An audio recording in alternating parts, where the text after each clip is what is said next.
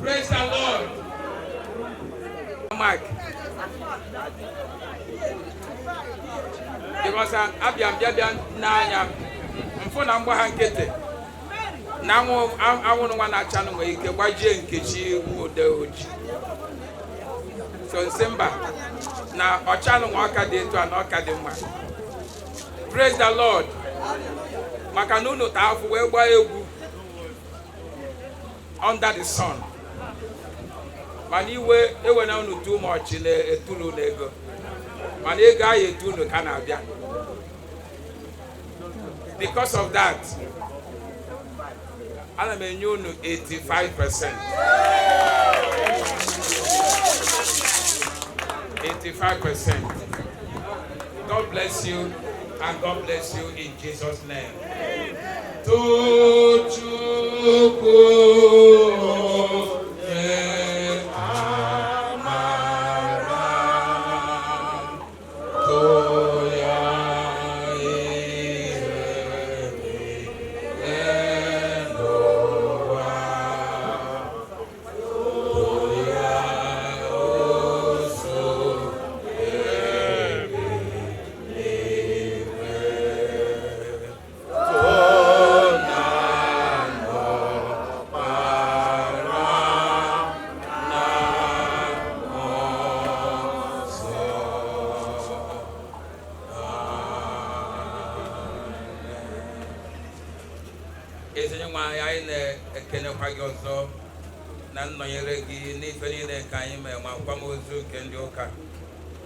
And I see go to the reggae here. Chilekai, when I open the candle, while we get when I back and is not on the best of you. Chilekai, because he will not do. And I see Ikudu making a zero and in Ekonaki hot job on a Bacalimaya. Chilekai, because the engineer in the Gambia from every other place. My outing service in Kefage on Sunday. Even in every Haga go from Manayaki Chilekai, because Napani in Ketche, Niru Omoke Church in Sogi, our Savior's Church. Check I know Rocky Kunya will make it consider my name, Maya Mandiri. Check Omoke get a token in my back or Puru was it full of once on Yen to have. Leaving any day to them why I came up and so go to do. Seated at Jesus Christ, going away. When why no regular seated at Jesus Christ, going away. God bless you. God bless you.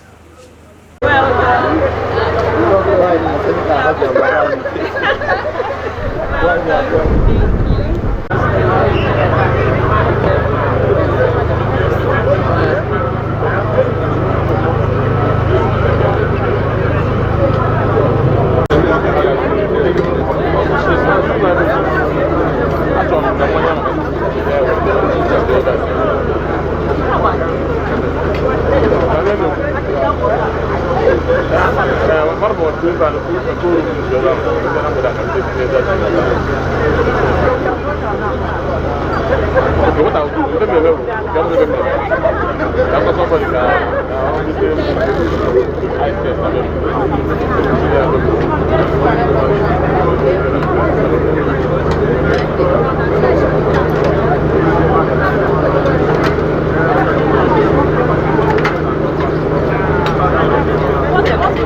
Kesho kabanye all of the event I get him back and move.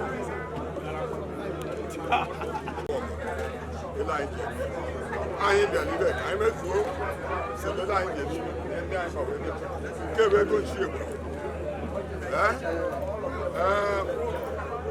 Yeah, what one and we were there. Oh, not on that. Oh, that will go to cause and 10 plus 93 years after a joke. Oh, dying. I can sit down. Yeah, not a very young one. No shit at Tabaka. I never would you ever not be able to know now? Dick cannot Tiaka. Eh? No one came and told you. Oh, knock on that. Eh? Now look away. I'm a Kamada. Oh, don't alone. Eh? Advice on getting your garden. I get. Eh? Thank you. Oh, yeah. What's the local? Oh, yeah. All I get you done, and you will go on as well. If I want to never know, I got to amend it. I got to when I tell you, I have not, I got not carry when they don't. Always over I have a got to win you. More Corona, why are there? Oh, Corona, I have oh, Corona, I have. When they connect, I'm not that I do. We can't go. Who are the channel?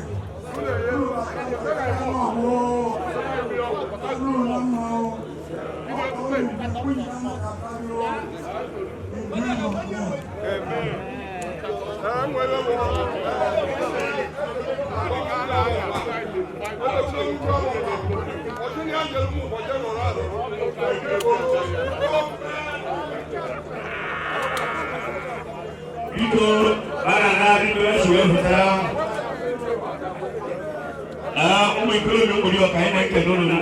That's an hour here, and long you will be there. Obey Ulu. Obey what I can.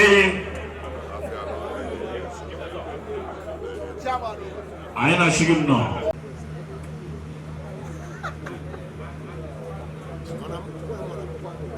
On up.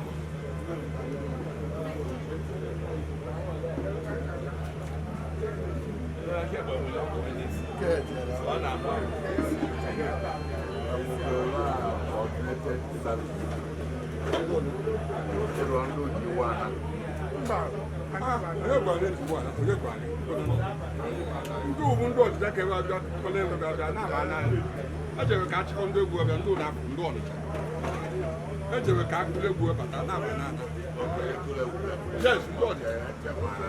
Wow.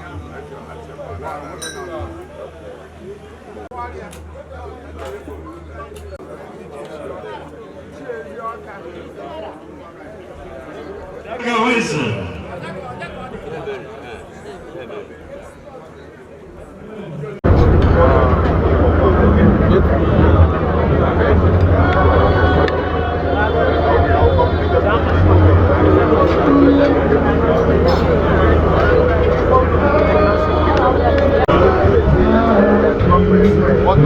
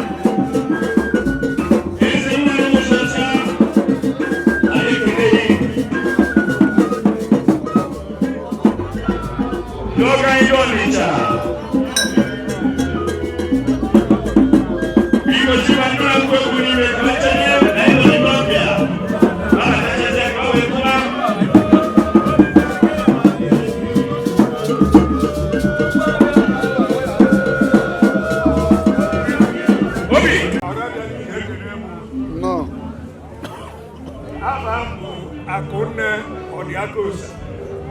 Ọ bụ Ọnịcha ka esi bịa n'aba ndị bedọ n'ọgba Ọzalobi n'Ọnịcha.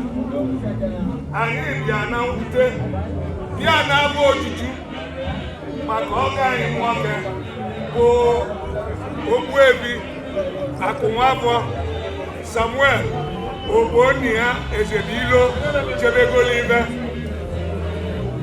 Anyị nwere anwụli n'ụdị na ọ tọrọ atọ ka o kwesịrị isi wee tọ ka Chukwu si wee chi ya. Anyị wee na-abịa n'aba ojuju na-abịa na anwụli. A ga-asị ọgị ka anyị na-anwụlilụ. Anyị na-anwụli na ọ tọgo ibe mmadụ ga-atọ. Onye lu 93 years ọnwa ibe ọzọ ọnụ chọ. Anyị na-ekpekwu ebele ka anyị na-abịa ibe a ka unu nwa n'okwu ebe a onye ọbụla ludo ama 93 nwa. N'ọnukwu ibe anyị wee jide ibe ndị anyị ji. Anyị ji akwa, anyị ji nnukwu mmanya ọkụ, anyị ji katọn mmanya ịtọ, anyị tinyekwula ego wee si na wee tie unu aka n'obi si unu jisi ike na ebe anyị bịa. Ọ ka anyị si wee bịa wee si unu daalụ. Abụ ojuru anyị na ọ ga anyị na unu na-adọ daalụnụ. Chineke rutere n'udo. Chineke mere ezi na wee daa ikuru wee tee n'udo. Ọkpa mmiri wee anaghị aka nkụ jiri aja mma. Wee na-ekele ndị iwu wetara anyị. Ọkpa mmadụ kwuru mmadụ. Ihe mere anyị meziri na anyị nụ na ịmago na anyị nụ na ngwere aka ekpe na anụ iwe. Ọrụ ọrụ. Wee chika ike n'udo emenụ. Ibe unu wetara anyị Chineke akwụkwọ mmadụ kwuru mmadụ. Udo emenụ.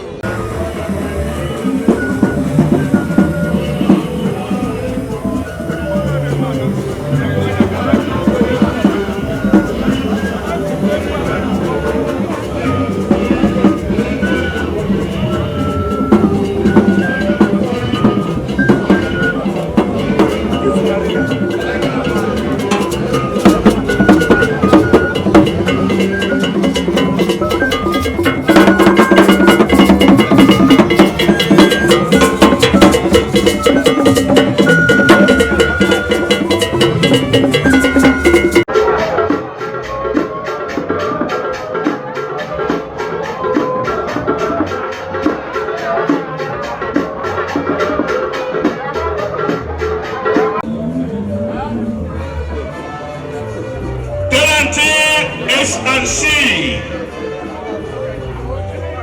Asherugu Edamaro.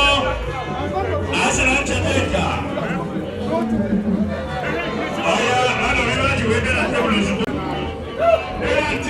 S&C Dumas. Asherugu Edamaro. Aye kero Edamaro.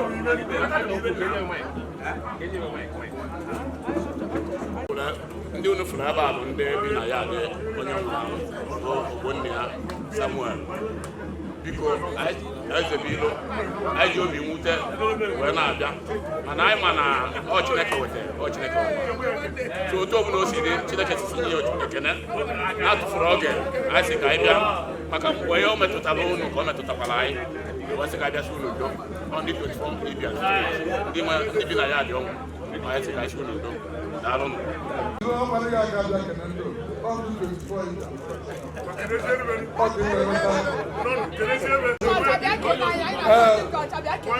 Ọ ka anyị wee bụrụ n'Ibiam Street. Anyị na-achọ unu nnọọ biko anyị opụtụrụ anyị afọ na unu bịa. Okwu unu ji bịa Chineke nyekwu na ndụ. God bless you. We appreciate you. Biko unu niile bịa today. Yes, landlord is not in the book. Okay. I know.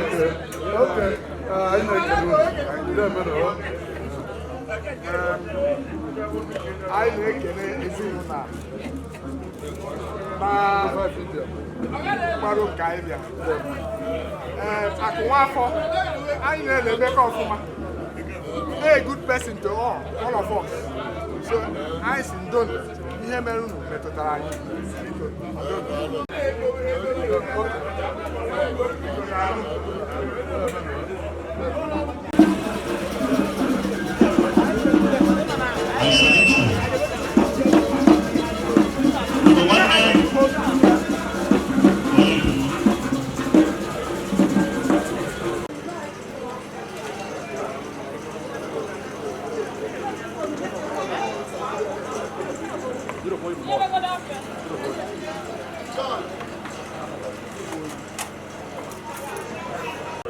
maka ndị goro nje goro ego tinyere chọrọ evelo maka ịma ya mara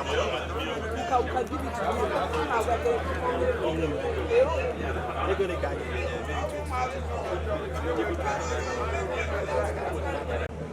Ngabewan.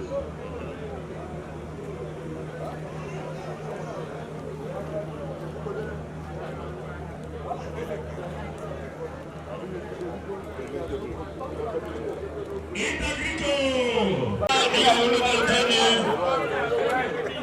Oke. Ezewi. Lumike. Amela soka. Ọwọ́ tẹ̀lé bẹ́ẹ̀. Abọ́ ọ̀nyẹ́ di ti ìjẹ̀ yìí lọ́dọ̀ obìnrin náà sọ sí ewéké. Ọ̀hún àwọn ekele tẹ mọ́mọ́ ọkùnrin ìwé lájọ́ kù.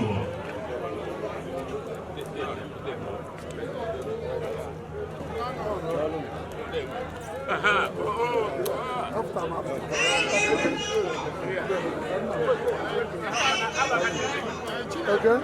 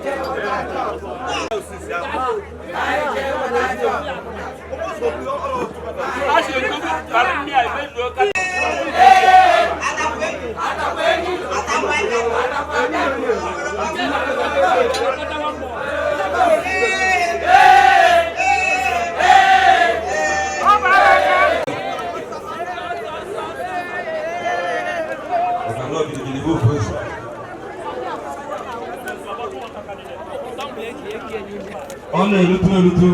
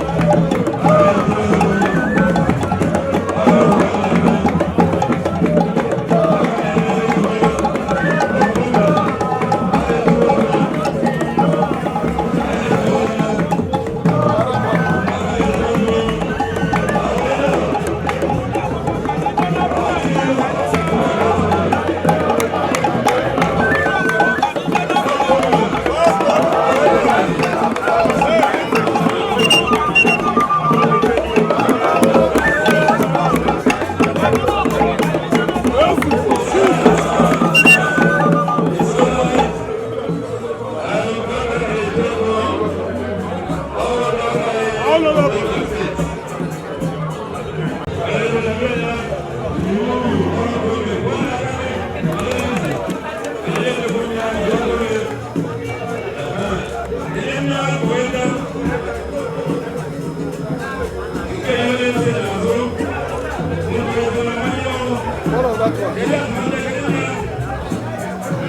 it for us?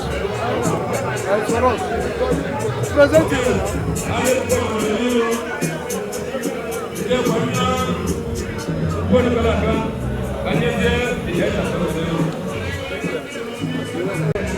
I'm very grateful.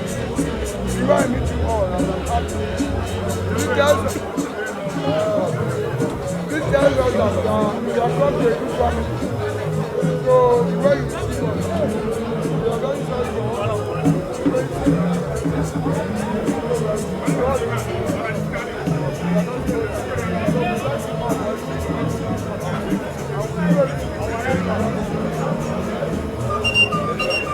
Let us say, God bless you.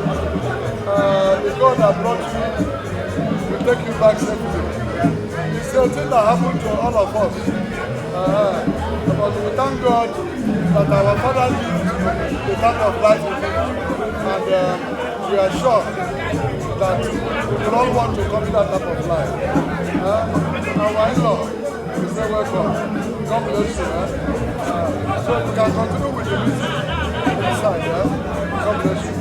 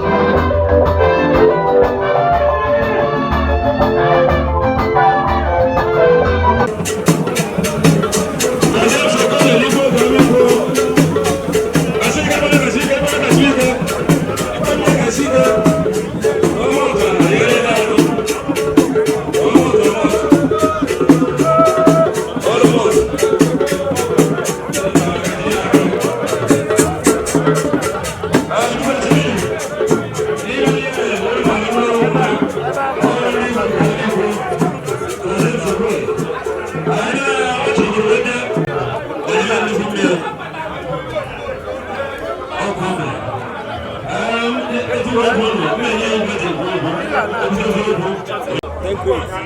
Done.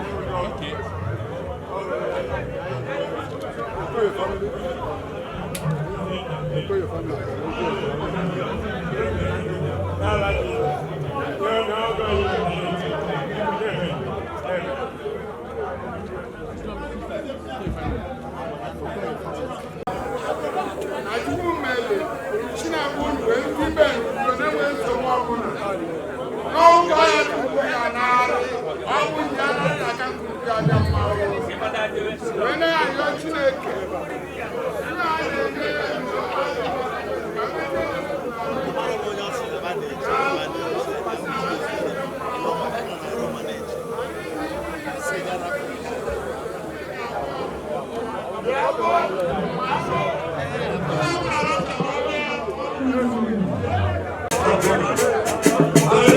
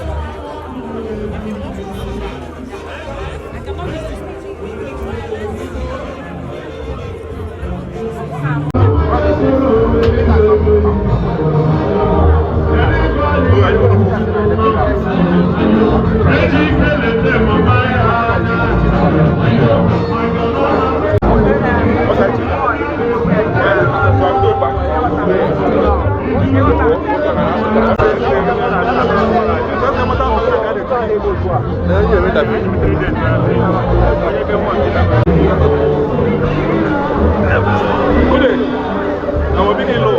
know your name, and that's your name also. My name is Paul Great Godwin Moye. Yeah. All right, I would like you to present me very, very well what actually made you to be here today, how you related with this family that made you to be here today.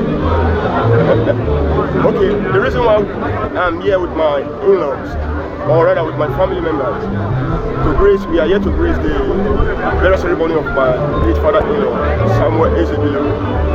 So I think that was one of the reasons why we are here today. Exactly. How are you praying for the late Ezebilo today? So say that again. Yeah, how are you praying for the late Ezebilo today with your family? You say how am I praying for him? Yeah, prayer. Yeah, my prayer for him is for God to grant him eternal rest. It's for God to accept his soul.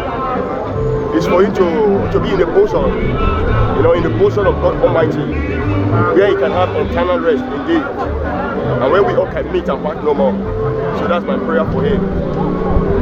You are already taking hearts. You've taken hearts.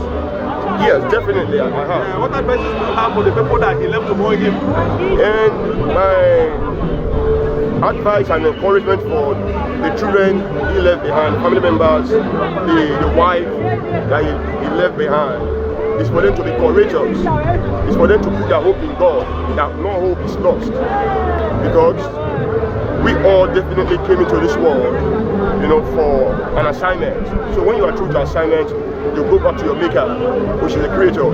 So I would just want to say to them that they should hold on to God. They should anchor their faith in God. They should draw more close to God.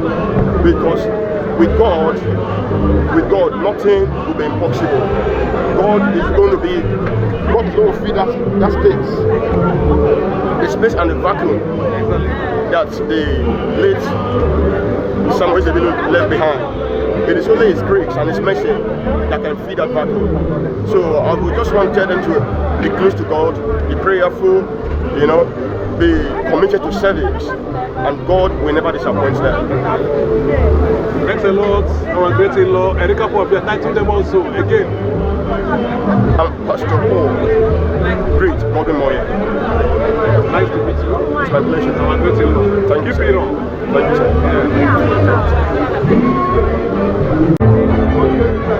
No, make it angry. Right. I'm asking about only Bunanke to Malay. Okay, Abambo, High Chief Jude, Mobility, increasing now. I'm pushing no more. No more general now.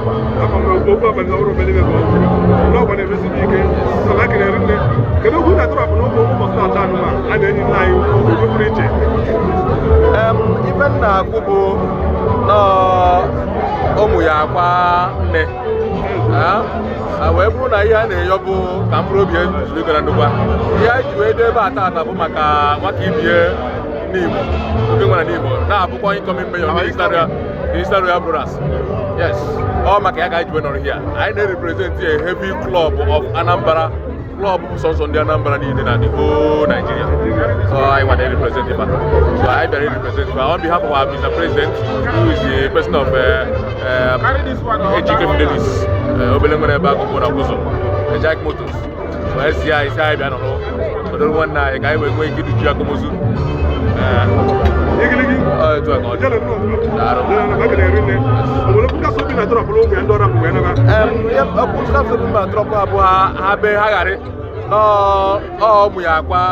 Mama, papa, where blue ya? Akomosu a etu esi wee ku ya kita ebe ni chakacha ketekeja ibe na yo bu komplo bi zugana duga yota na ai we si ga akota ozu aka akota ọganiru kota arusi ke kwata efunanya na zunu na aha Jesus Christ the high chief I can read the message taking the office and go to remember I can read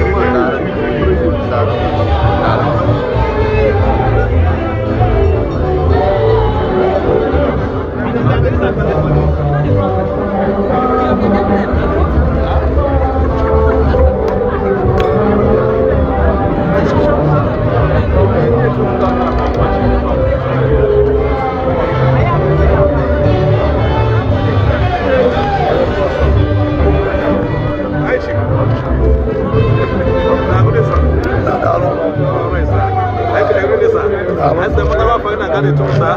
Okay. Aba wo ike tumu okorodo. Kana tumu ndubeze. Ndubeze. Oya den ndubeze. Mana ko abuna. Yes. CEO Legacy Computers. Legacy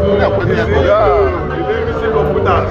Yes. Na makere ne. You know we that na Bruno for start and one dey bring na. Every year now. Celebration of life. I see all the way from Abuja Wabata. These are your two member of Eastern Brothers.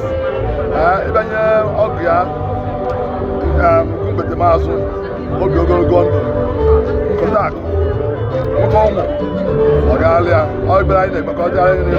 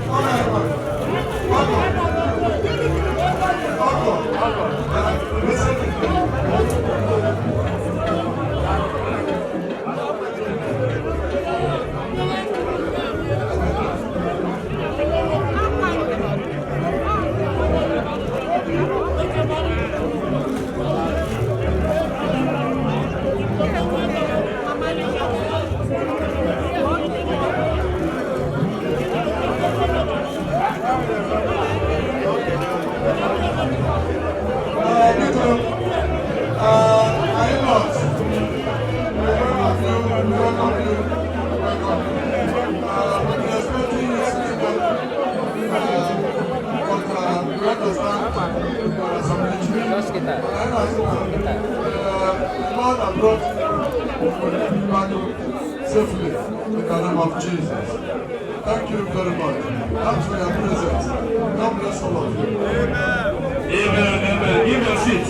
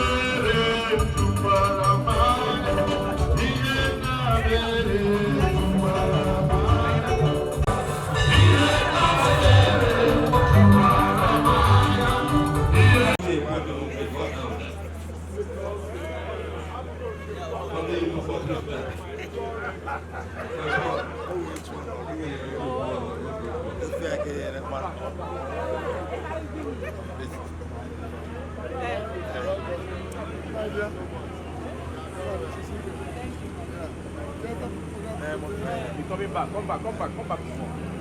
So I got okay, then talk food. Hot food.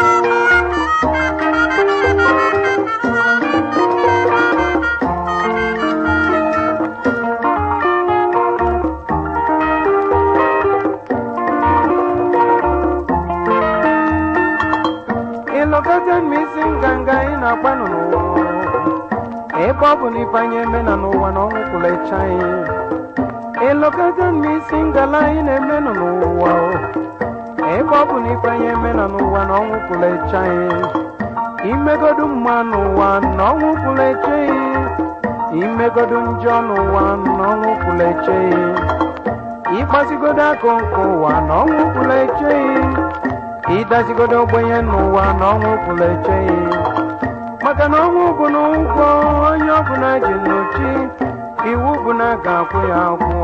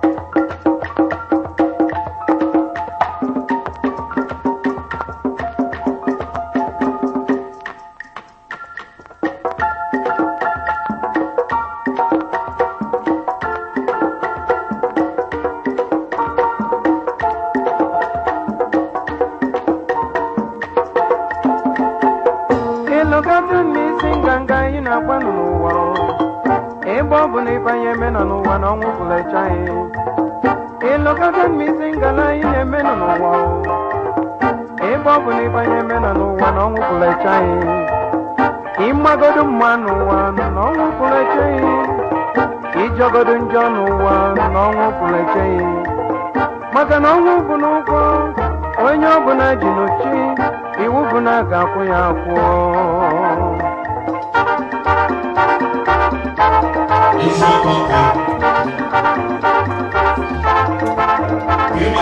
Injinia Uche Ezebilio Monye Eko Ọka Onowu na Lugbe Amaku Omibo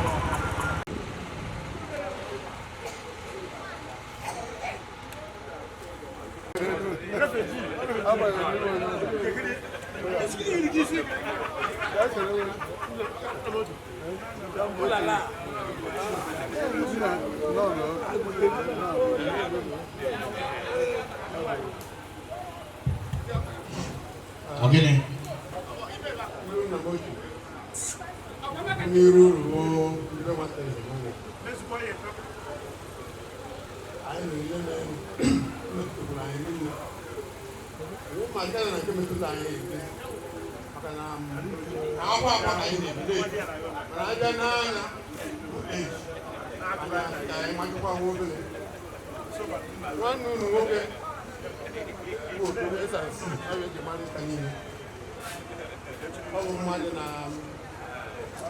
problem solved about. What are the differences here? And the past one, I want to within the country here. You are not the past. Power is not the guy. And me, you didn't money no one to knock. I have a problem. That's just but I am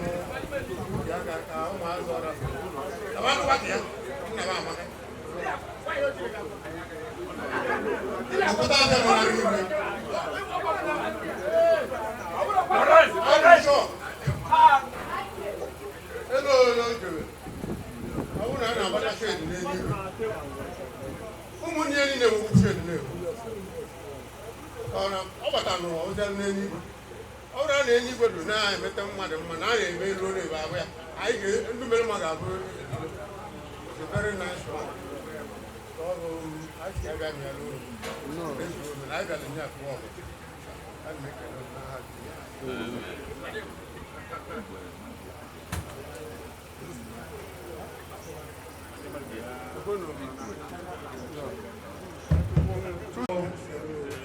ibu ni chwe woti wonyi we be bia mbalo chineke akwụkwọ ma ifu mmaji egbela anyị wu na azụ akụnwa abọ ya akakwata iru mma mmaji kwelu mmaji ụmụazị nụnwa mediwe anyị na-emechi chichichi ebe ya agbatịa nene ndụ na-arụ ike na ibe ọma dị iche iche wee na-achị unu nọ na-emenụ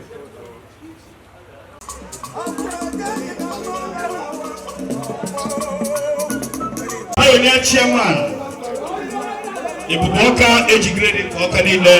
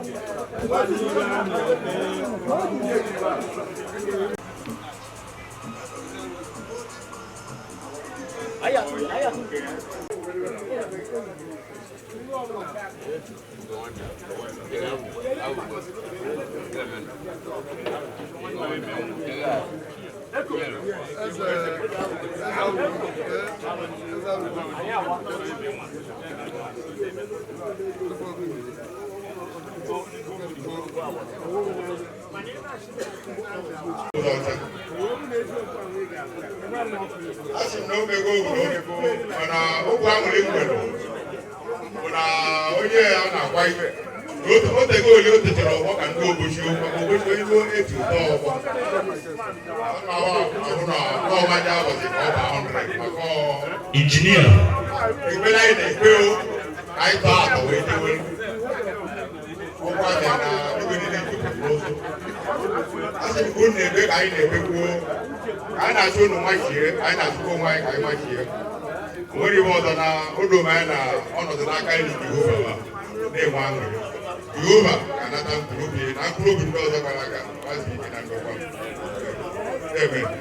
National Choteka.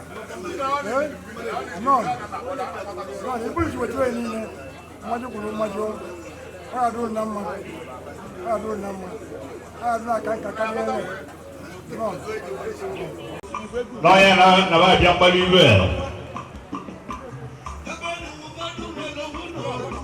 One night, okay. Any coach of the way I bear. Eji Nukumia, Algaribua, Umeri Rabaga, Umeri Batazia, Dukene, West of Nazo. I need a John is the Macam, I need a Yabu. Why? John is the way. John is the way.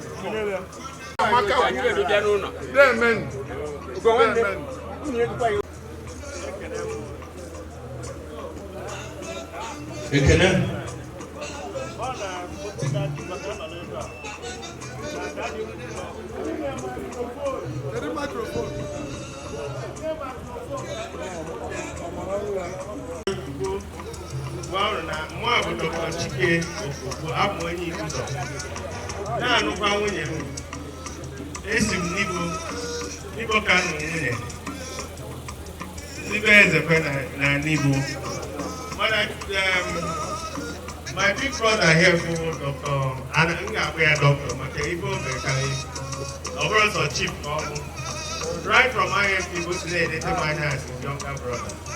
Eba wono neje next year. We announce on a paper. Sina ga do. Na izo ko no ga bu dai te ga.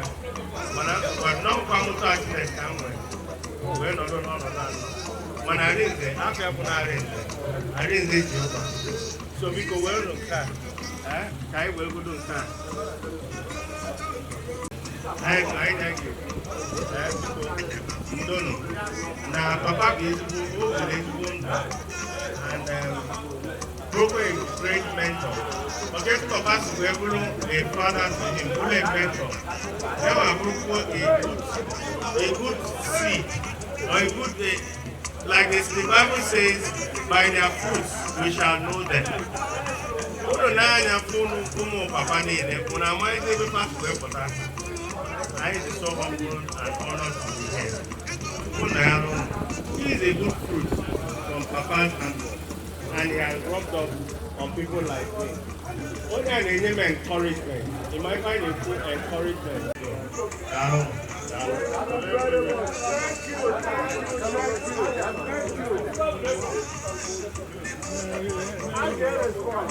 God bless you. You are welcome. Thank you.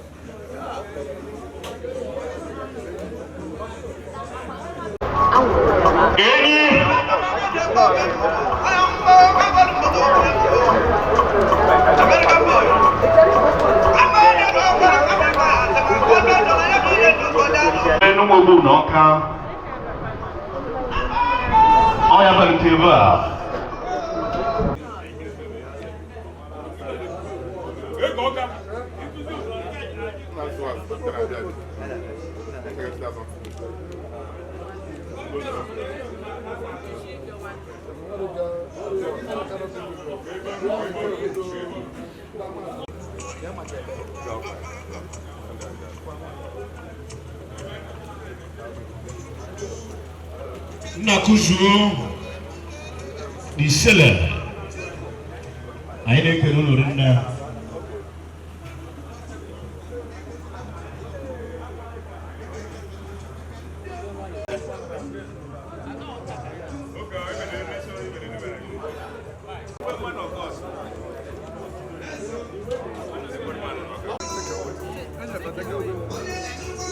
kadi biar baru wepuopo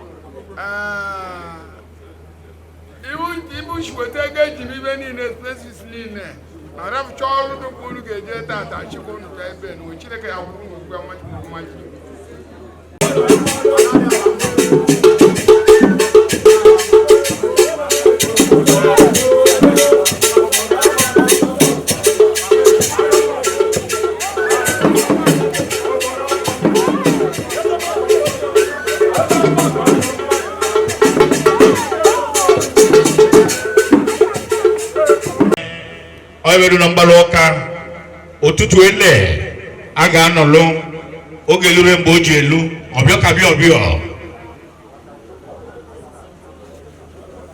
million akwa na enwe ilo obi photos. I salute you. Mude family na macha na mayo.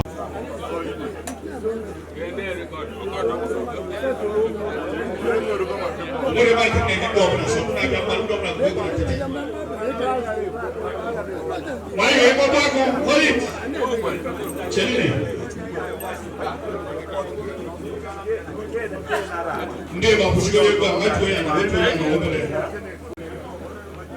Ndoba. Wewe kama mashi. Yeye ndiye ndio. Ndio ile jenozo. Ndio kwa mimi. Ujo ndio kwa kaza sasa. Wewe kama macho. Wewe kama baba ni hapo.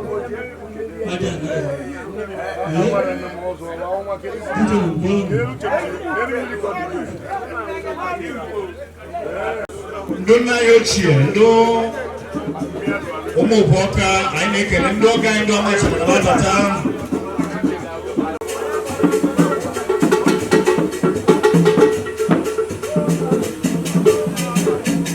Joseph Mude wachine melo abia ka chogodo we na bia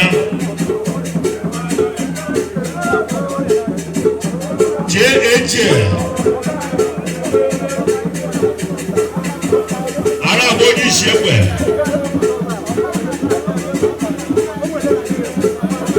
academy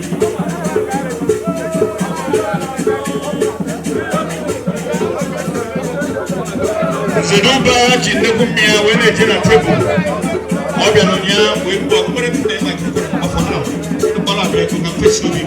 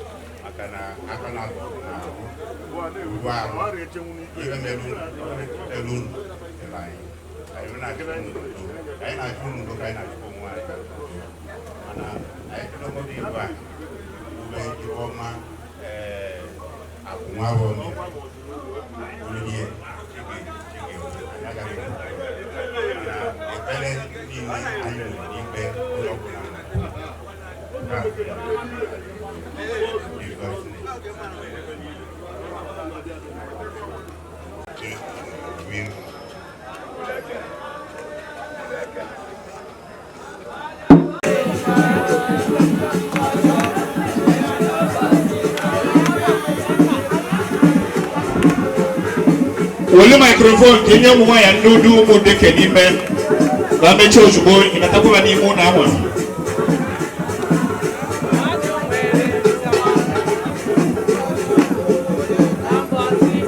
na kuzo mani bobu nebu engineer mwele mbashulubo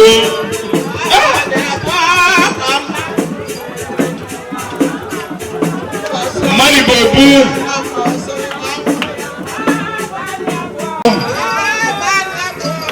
Ninago ade nino yebuliene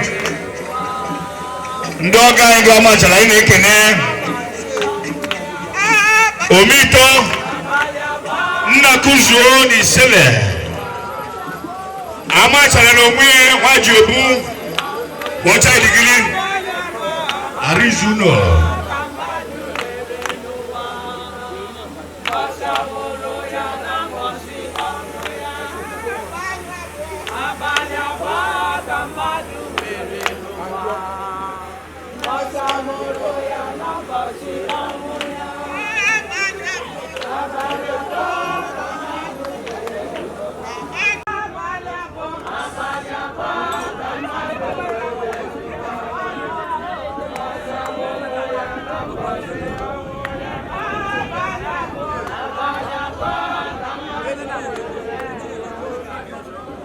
Kami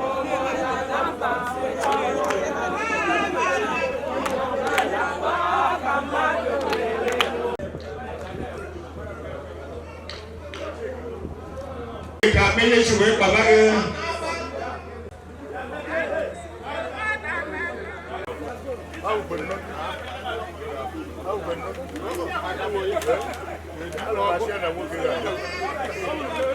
Ikanyi ogwa ije.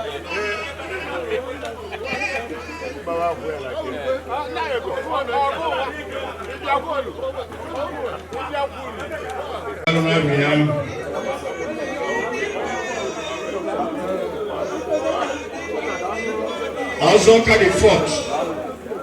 On Abia Tabia the Bali Bishop Aine Canadian. Aina Sigin no. The first palace secretary, Ubesu Zoka the first. Murimili, Manebu Igwe. Aweza Malaysia. Awo Ndube secretary Abia the Bali.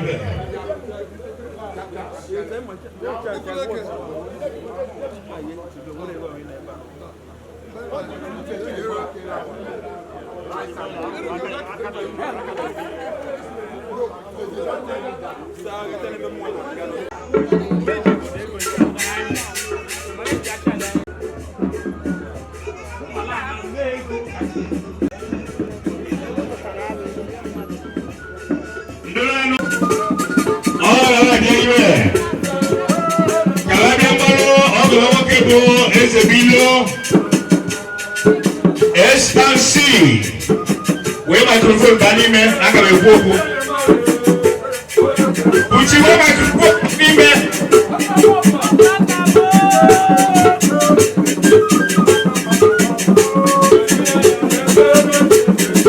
Ayo telozi na akabu mwabale. No luteko, no chiko no wano kwa futa. Bwete la konga labia. Kenekuku Ibago Ibelile Pamia Palimia Jeliru Ibelile Pamia Palimia Jeliru.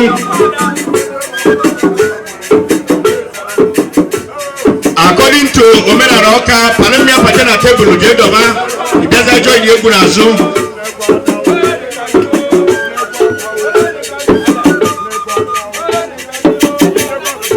Obuano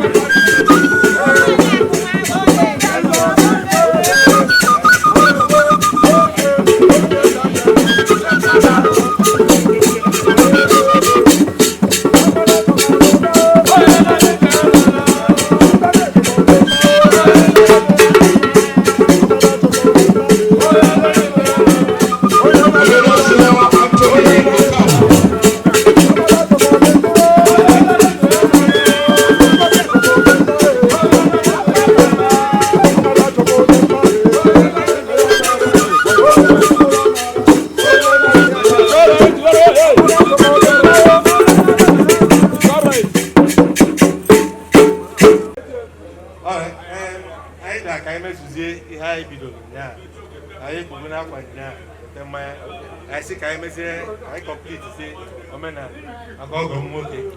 Man up, this man, he's a very good man. He was very good to me, you know.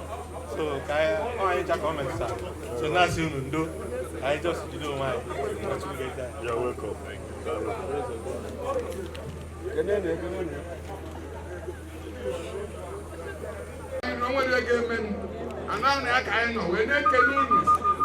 And the bull of the wood of Chanoro, and Shiragi, which I got young Malongo. I got a Lulu, any worship men, there many. Moody and I love with Yana, I can't do a young Malo. I got Lulu Namao, a very good in wee fụta Chineke akwụkwọ nwa jiri nwa ji azọgo nwoke ya aka ibe nwa ego niile ekpendichie Chineke akwụchie nwa ji n'aha Jizọs Kraịst nwe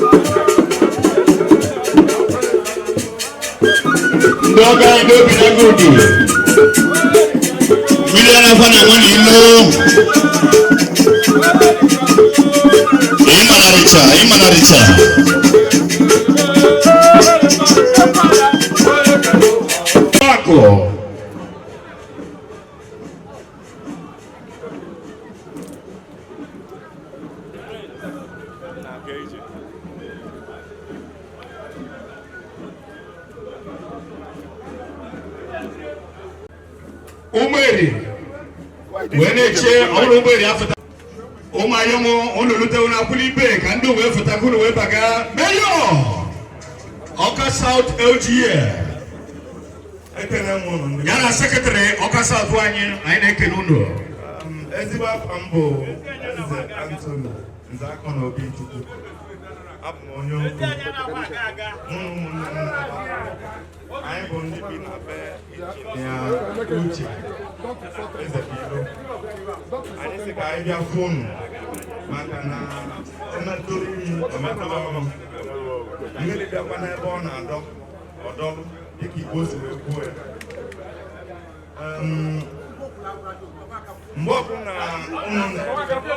anyị kwesịrị iso unu n'ebe unu nwere mkpana aṅụrị anyị kwesịrị iso unu na-enwe aṅụrị maka na ndị Igbo si na ebe onye bi ka ọ na-awachi ọbịbịa anyị bịara ebe a anyị bịa ka anyị mee omenala dịka omenala si wee dị anyị atụga akwa ihe ndị a bụ mmanya ya na ya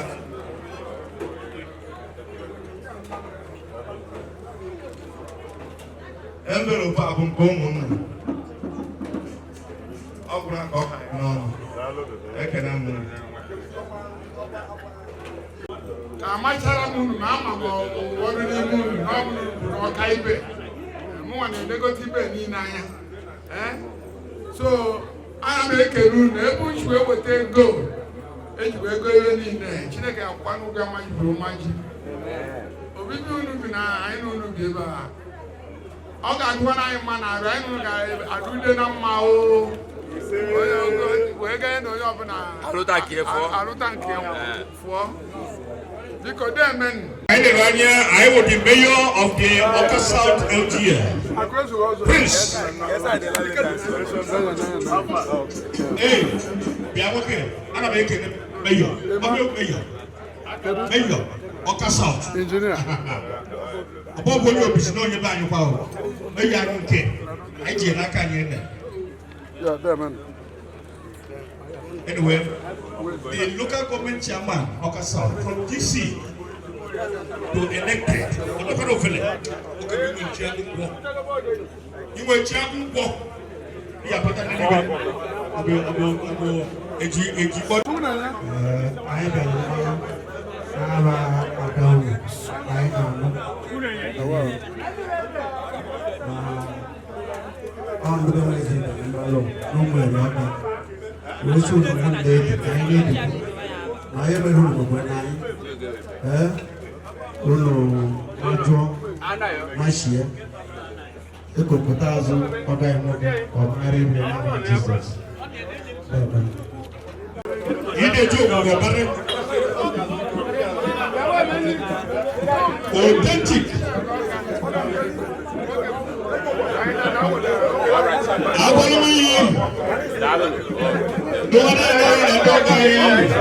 righteous.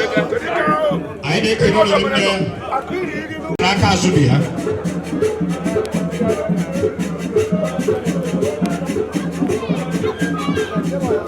Different family, no my young.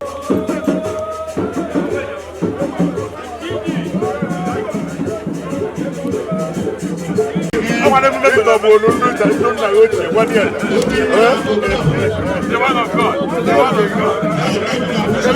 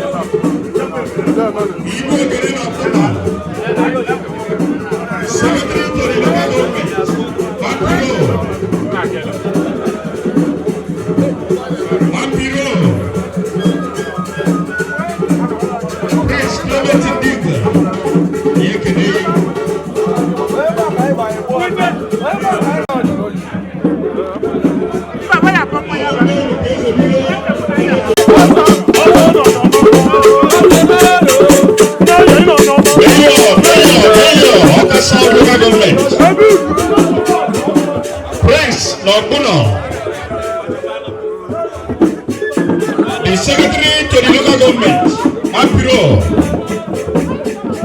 SA to the local government chairman, Nebelebe Kopo, all of us have been Malo, landlord, man for no.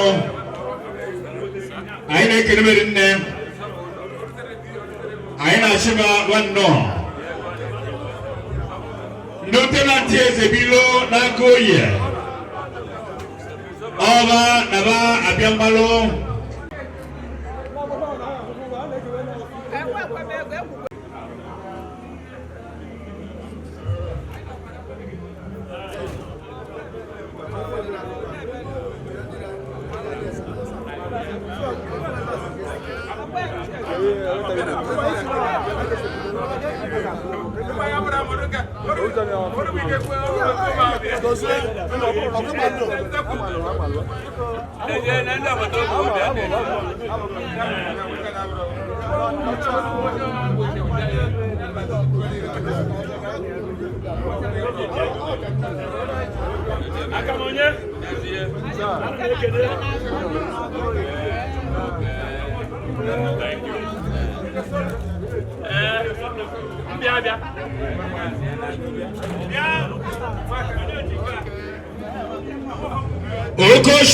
Okoshishi and see.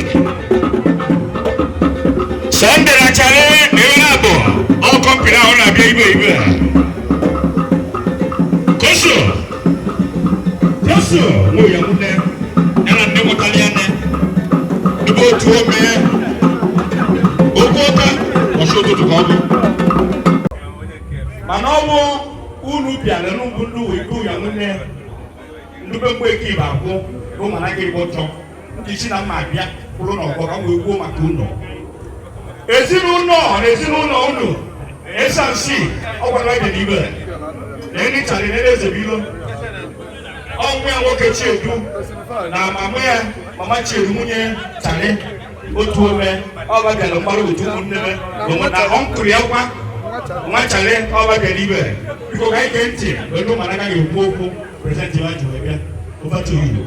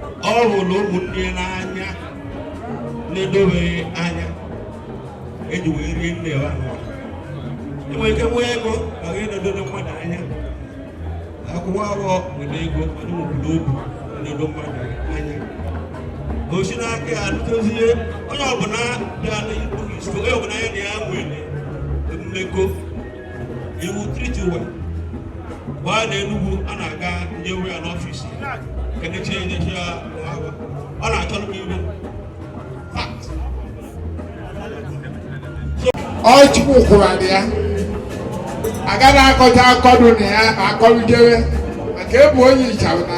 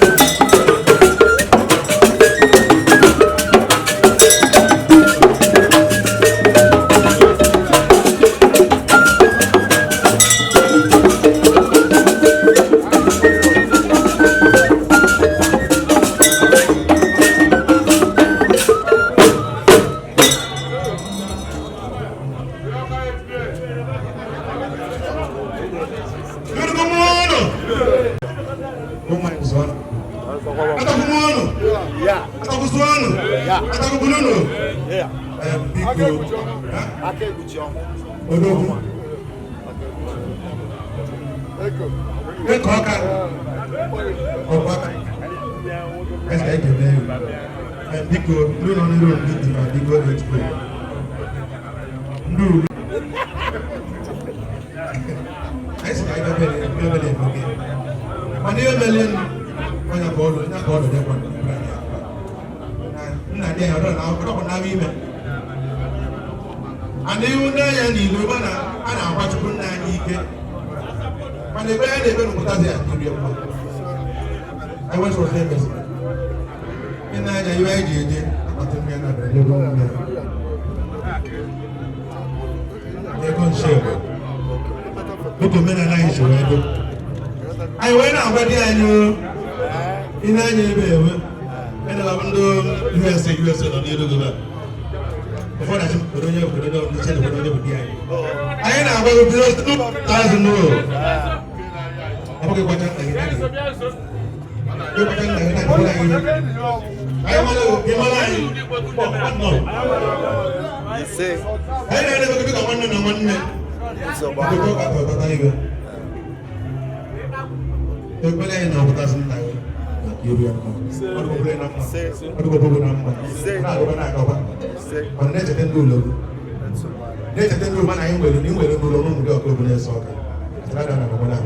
Agora não mudou a cagada, né? Eu quando dilo na rua. Pô, quando não. Maria não ganha, quando vai votar. Quando eu vai só lá, porque aí na quando tava não. E para que tá aí a bebê matar, aí não pode estar. Agora não, mas que faz que na vai havia. Agora na vai tradicional, vai aí havia. Acho que digo, aos thank you. Amaka kwanu onye ọbụla maale ulue wee join ya onwere ihe na-atọ ka ya ọ bụghị dị ọsọsọ ihe mkparịa m ruru ị na-agwa ya ọdụ ka ya isi na ruo oge gudu sebe mana anọghị m ulu ka ọ bụ na-atọ ụtọ ndị be anyị na-eme ya iwe na-atọ ụmụ agbọghọ olutubu atụ anyị na-atọ ụtọ maka ọ bụrụ ile anyị be anyị ibe ka a na-eme na mbere maka imekere ime onye so wee na-achịrụ na-eme nchie na ike ọnụnụ akwụdogo ọkwụdoro ochi ike chie na ike ụmụazị ekwe ime nna ha mekwenye na wee na-aga n'iru na-eme njikọ na ụmụ ọrụ wee na-eme ihe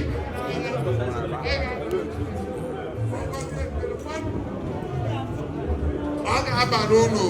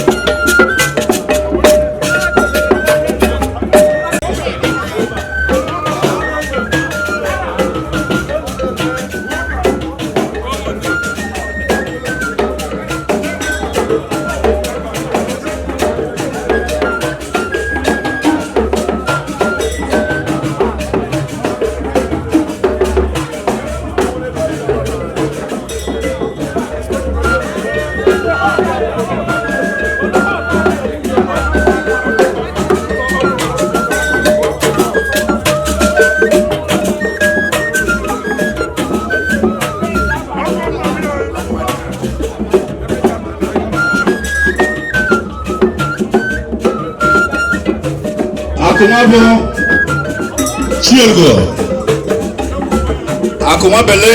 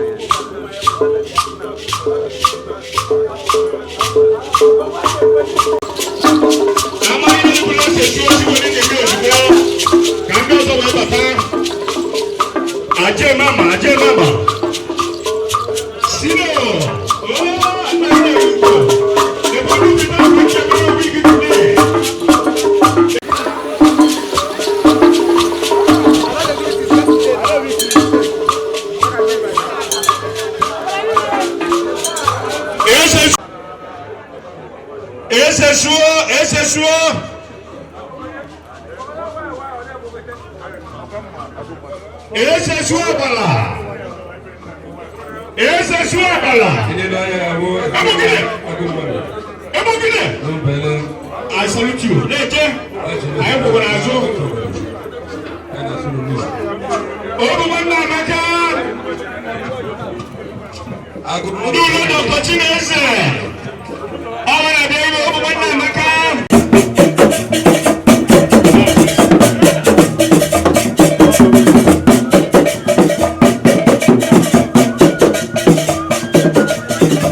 Ogomi, nwoke afọ mmadụ, anyị na-ekele unu.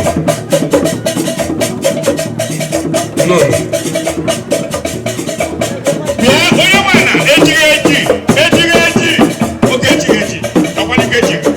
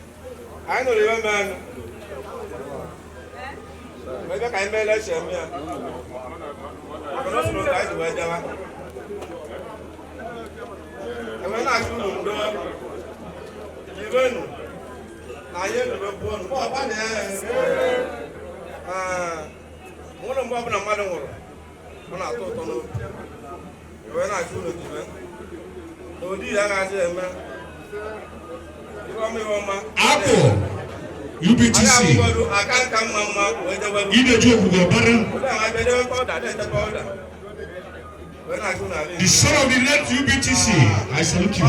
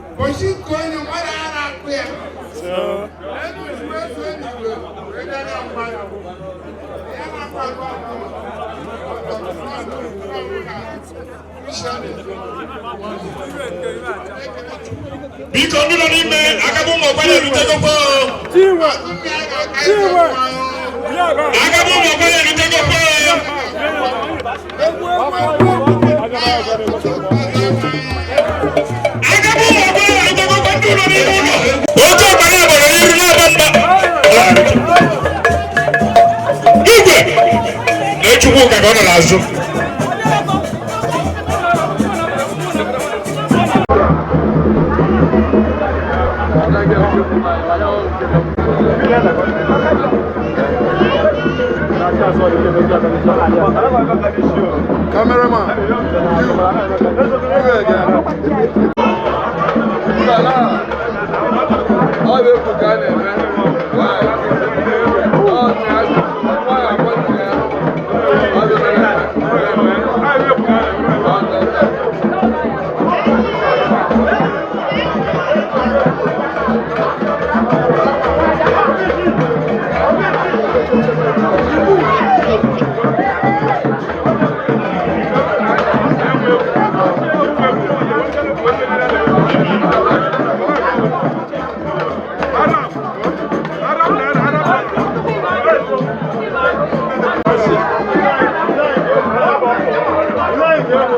Thank you.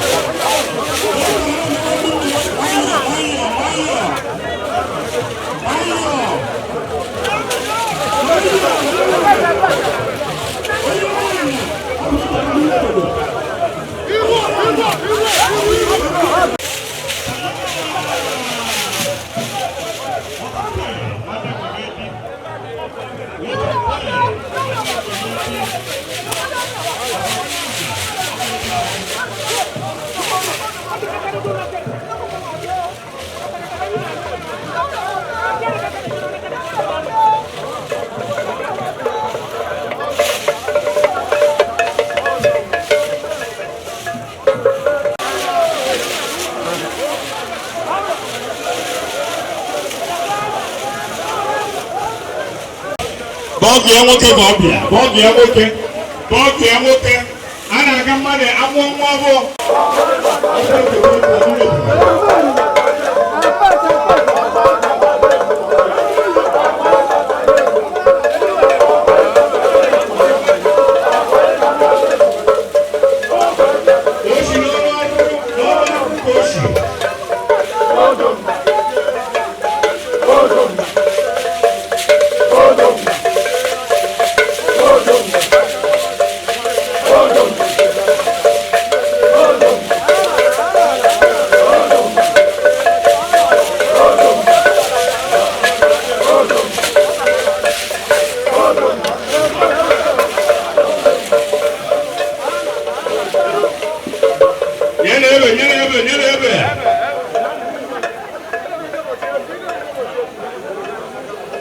Hoje é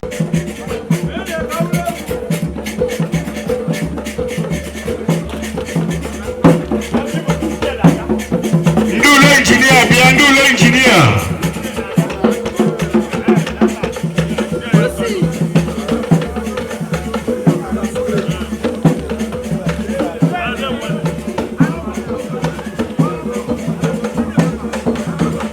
Ibe adigo. Anyị na-ekele unu. Obi nwanne Amaka. Anyị na-ekele unu. Ofesiri eze. Ekele ka anyị na-ekele unu. Ibadu. Ekwedo. Anyị kele yi.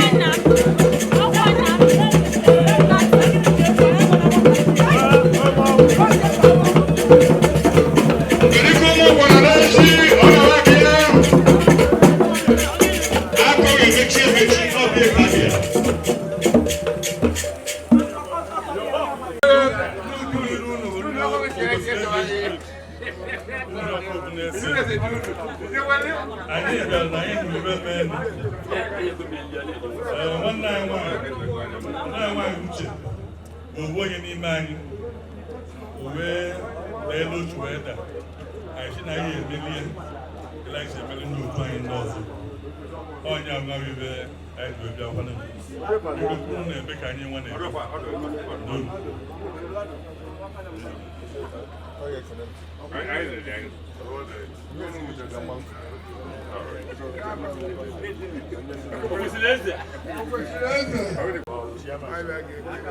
wee na-achị unu n'ọnwụ ụlọ na-ekwu ụlọ unu bịa n'aba onye ụlọ ọbịbịa unu bịa ile onye akwa na-agụ ụlọ a na-enu unu onye agọzie n'ụlọ unu egozie ya mma mma ụmụazị na-akwa nnaba ebe akwadokwana ndị ndụ na-arụ ike ibe aka bụ iwe nwe ụlọ unu ga na-aga n'iru na-enyela onwe unu aka na-eme iwu na na-atọ ụtọ wee na-ekele unu ọdụ unu bịara rapụcha mkpa n'iru ya unu ya eju niile zukọ ibe ebe a ọya egosi n'ụlọ amaka arizu unu chie n'ike ekpere anyị niile bụ na azụ nna ya ga-aka iru ya mma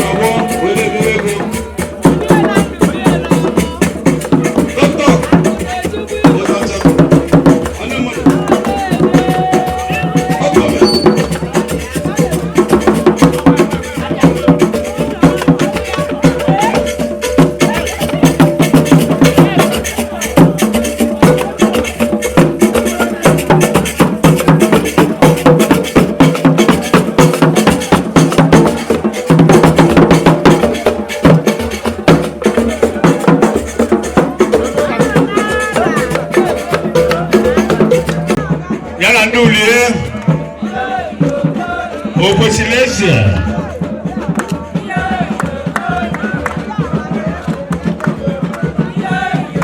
nwoke bụ elibie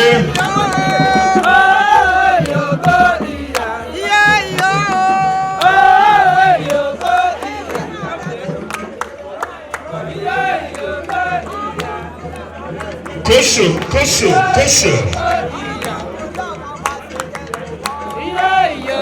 Where's up? We're looking on the wall.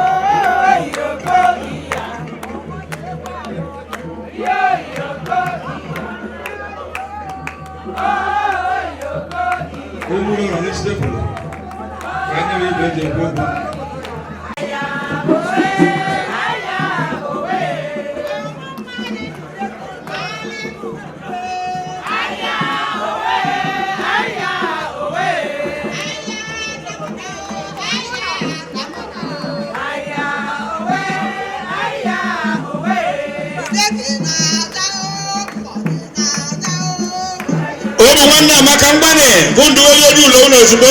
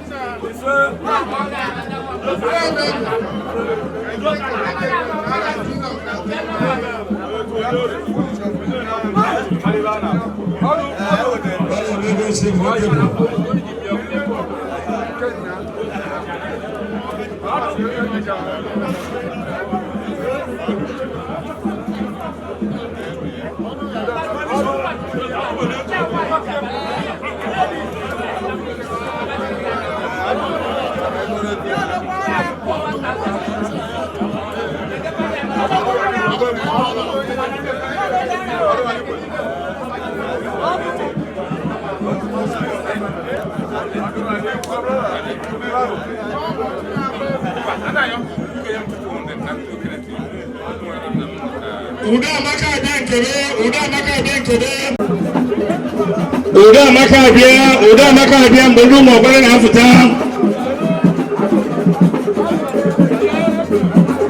Uda makabia olowu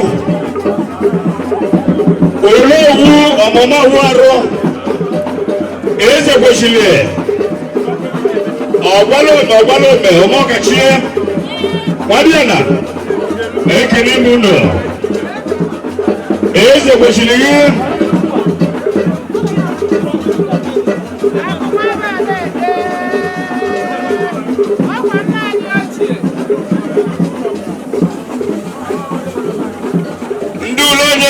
Ndulonye kabia uda maka obusowo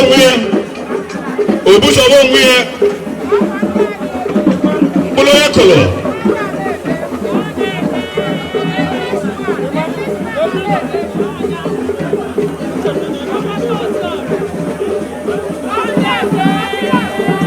la okishi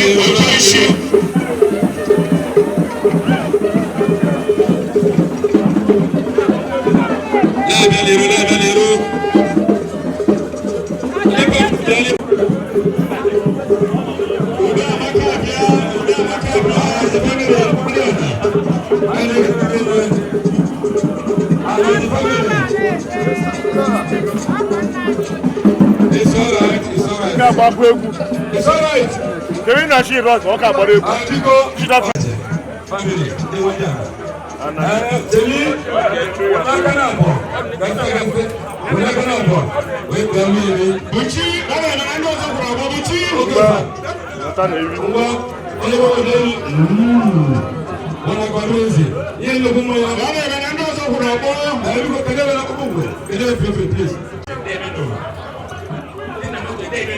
No. I don't believe I'm buying now. I am an arrow. I don't do that. And of course, that man now. You gave it. But she knows that I'm about to change. I will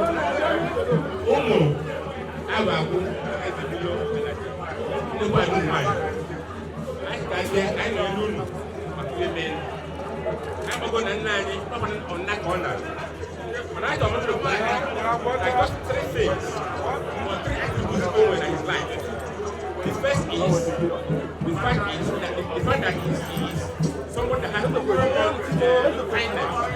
The second one is that we want to go enduring wealth. Level of inclusivity. Now, even the well rewards of Ashtak Piani, Una, what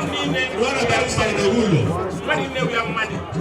Oh, you are going to 1 year, even till and always in keep the mass, which is was on our one the way to come one way and put on that. 2 9 and a half when I see, I never won here, I know 1 year, I don't want to win. Like my toilet, I had it to my bed,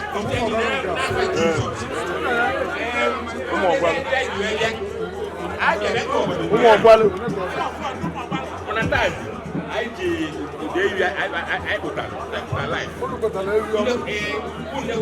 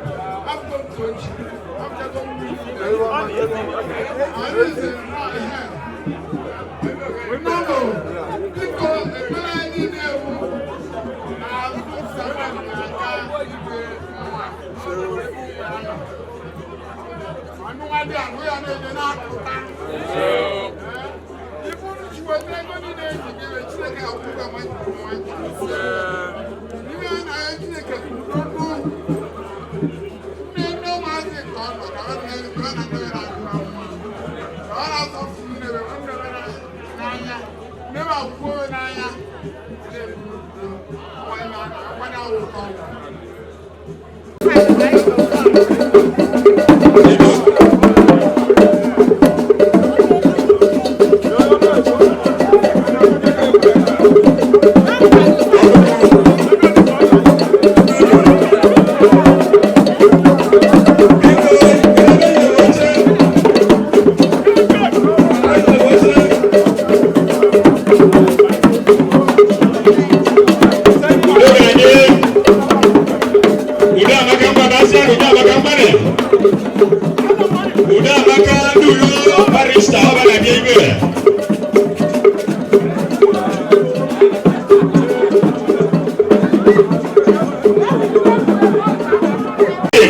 chief, all the way from Edo State of Nigeria.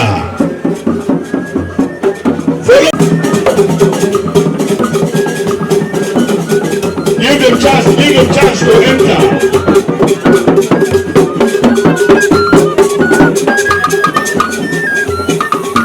Where's your uncle? Ilu.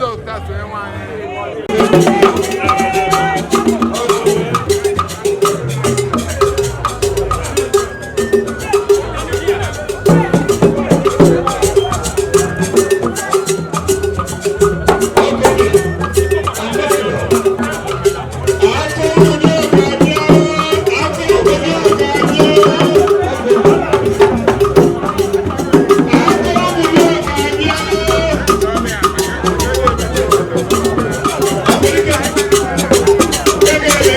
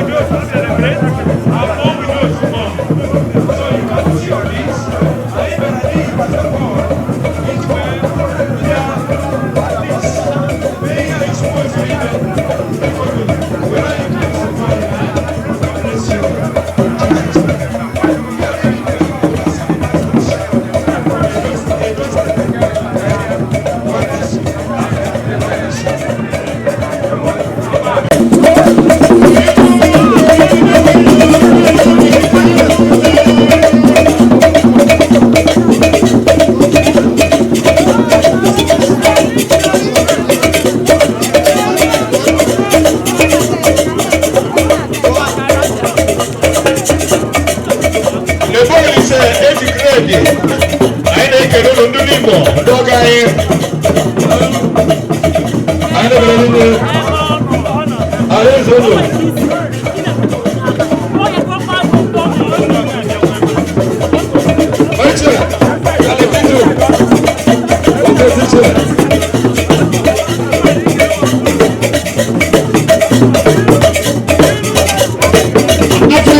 Africa ndị iko na-atụ ndị ji mberede wee bịa ndị so mberede n'azụ na-aga mmọnwụ na-abịa dị uru esoludu mmọnwụ.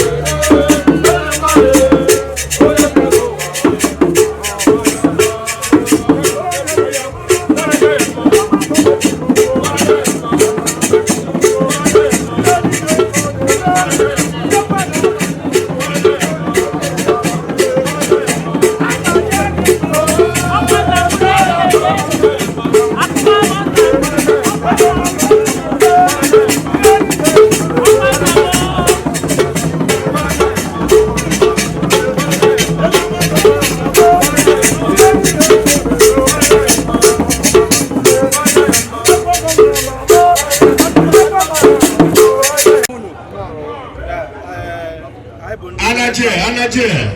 Ai bibia no eru nwanna anyị nwanyị papia sikwani ya mbụ na ndị ọfịs ọzọ bịa bịa sikwani ya ndụ n'ọnwụ papia ya ma ịjụ abịa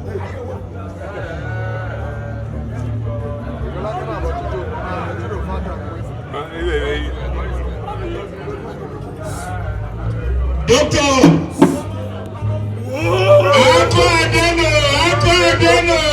Ako Adeno. Abepo. Engineer. Uche Ezebilo Monye. Engineer. Inope. Okwane na eka na kwaibe. Bibo si mami ni mo baka cheli bibo nduni mo baka cheli.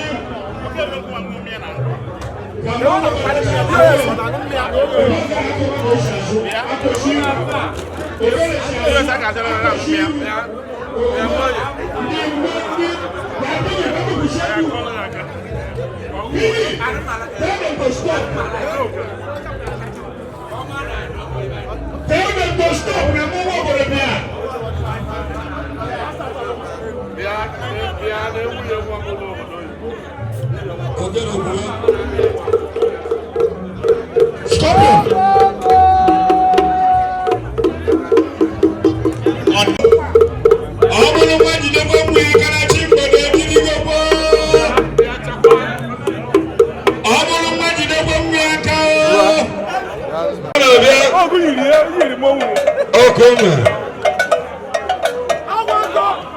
Eguli na kushina kono lobo.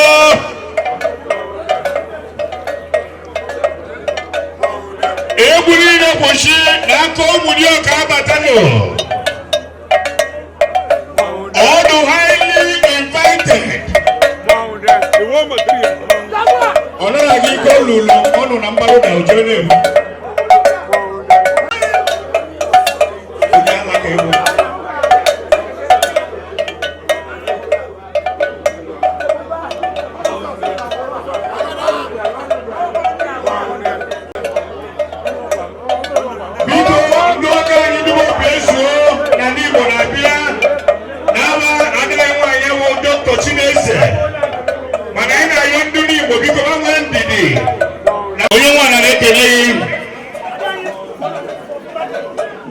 Mama bodo.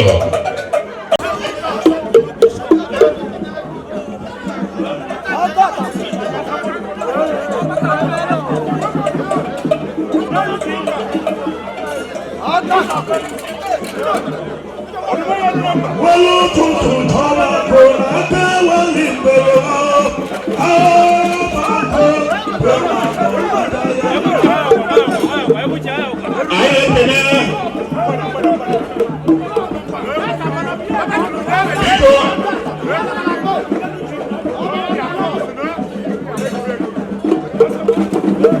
Asambodo onye nwana na-ekele ihe akụrụ abalị ụlọ maka ndị ọbịa.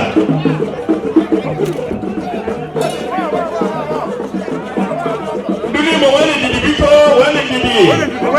Obi ezuo.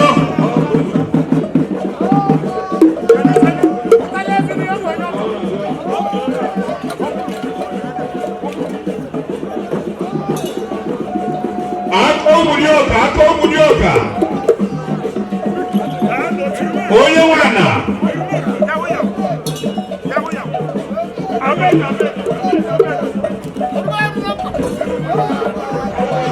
Bigi mbalule kawaba kanduni bogobe wabia bigi dilube ba. Aka omudioka.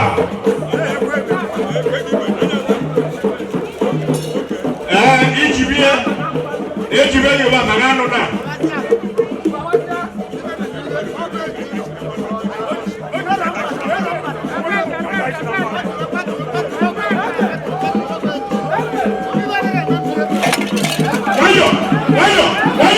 Wayo. Apa dobu. Okay. Mama obere na ogbo, obura mama ku imoka. Omo obodo nwe obere yo. Ya ka na ofuru ke odi fe ko nifa.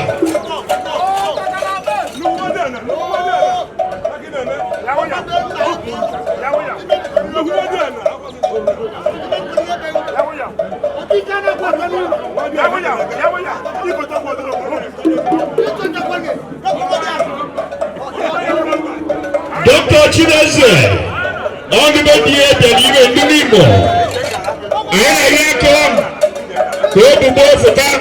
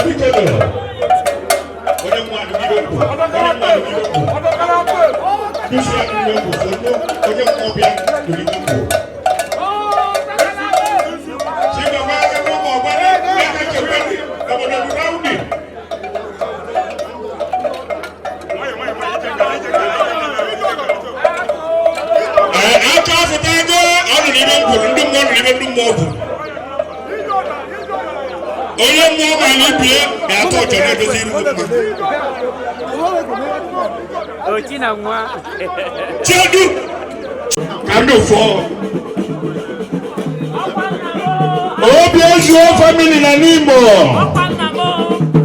Donano Dr. Chineze. Awa deliver. Awa Uchionye.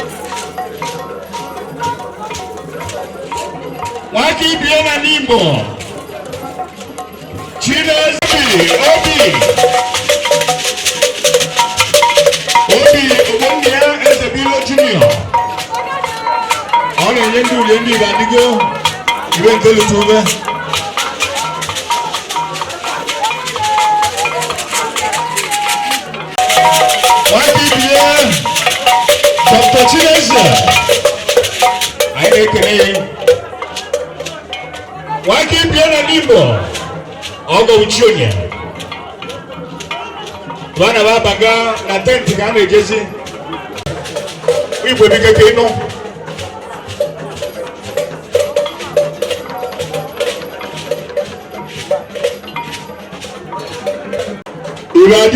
Ibadigo.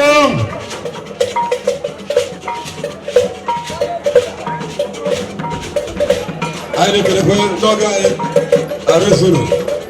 Deme.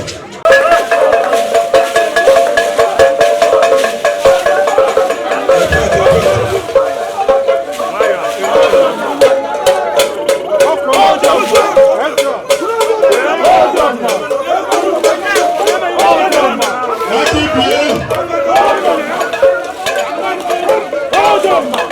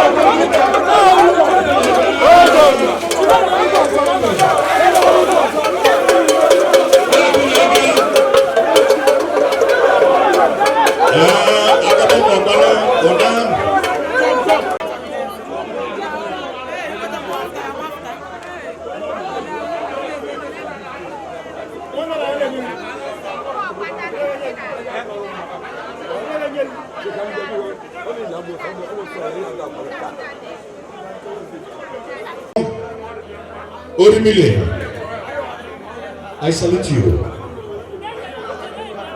Jenete Obudubo Ibitedine Ekenengo Obudubo Wolo Osita Bobuwobo Bukulu Fan Ene Zoma Gwanya Nara Kuzino so Bukulu Echo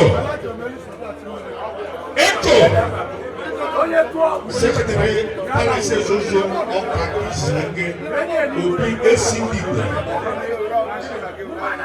Onebigwe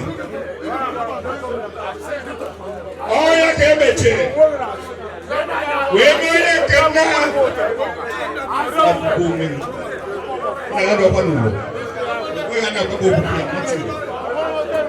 You can't take it to me What's not possible? Oye Kena Wemele Ya chukuka Abuka kuna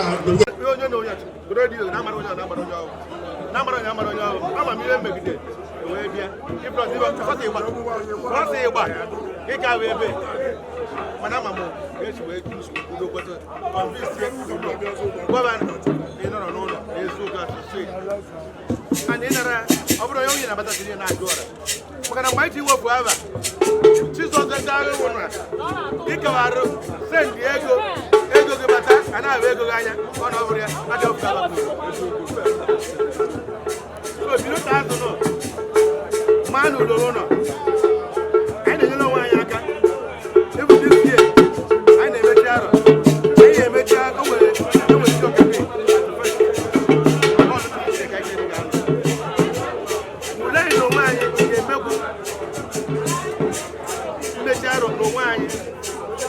Maybe today, I'm at it, or 29, or 58. I get a jar, and a jar of sacrifice. I don't know the doctor will go down. She like you. If not, I got sacrifice. I know you're because Cavaro, and that brought on a tire that one of my you. The Amagas and your brother. I'm not sure. My tongue is a guy on the platform. We're going to have a platform. Over one name, that's the line. Oh my gosh, that's why I will do one in there. So, you had a good eye about it. But I ran it and I was special. What did you tell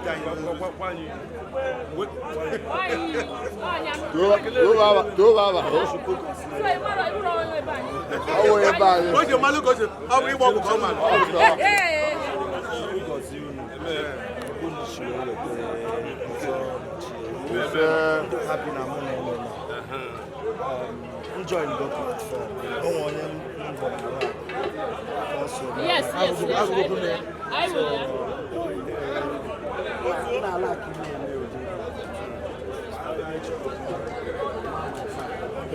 Yeah.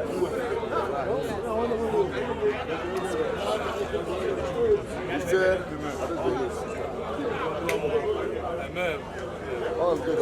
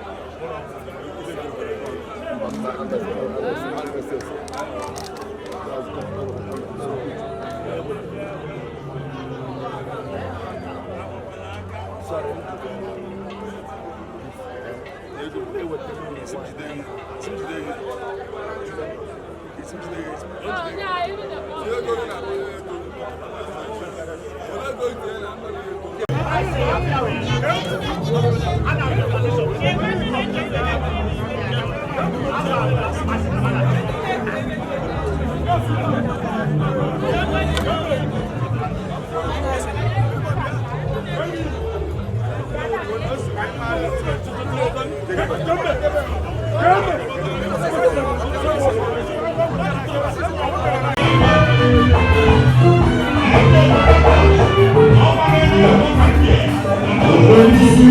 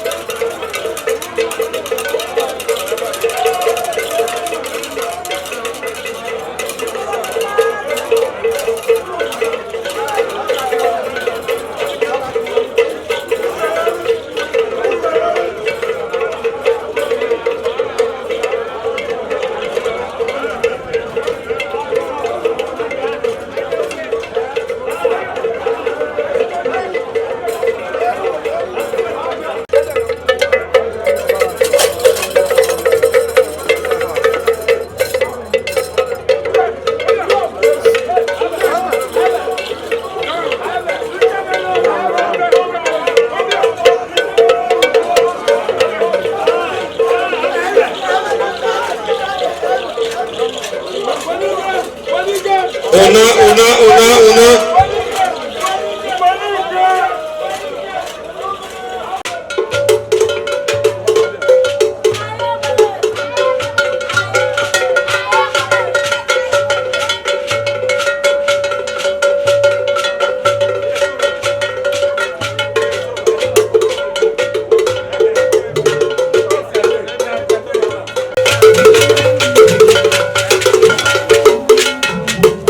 mmanwụ jebeziere na nnukwu mmanwụ agbagwo mechie mmanwụ tata jebeziere nnukwu mmanwụ eprosko mmanwụ ịgba tata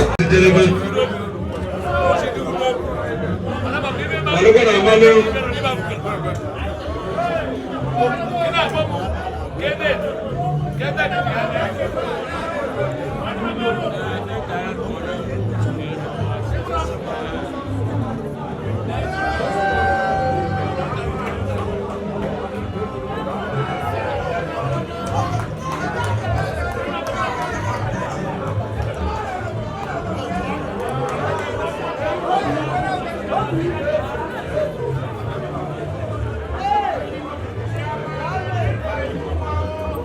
Amen.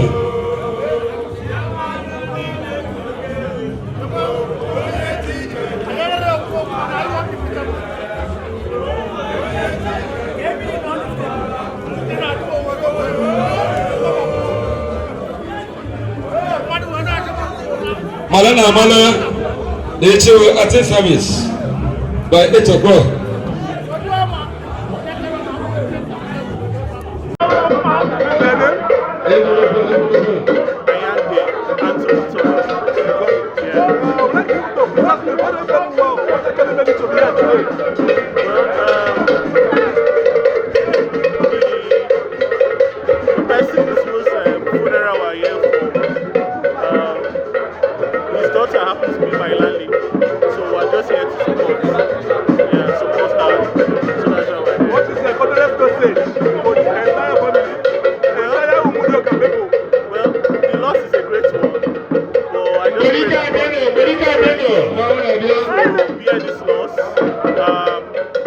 So far, seems the family is a united one. I just pray to God give them strength to keep on growing and advancing and continue the father's legacy. So that's what I say.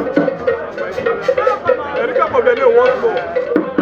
Erika Pobele. United Prayer Team Fellowship from Edo State of Nigeria. Ayangbe Anthony Turner. I like it. Title name? Any title name? No, no title.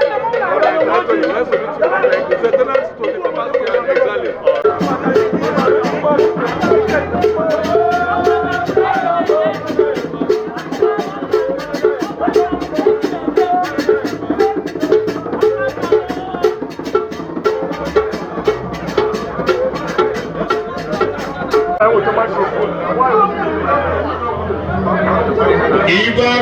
Ibago, Kene Nepogo.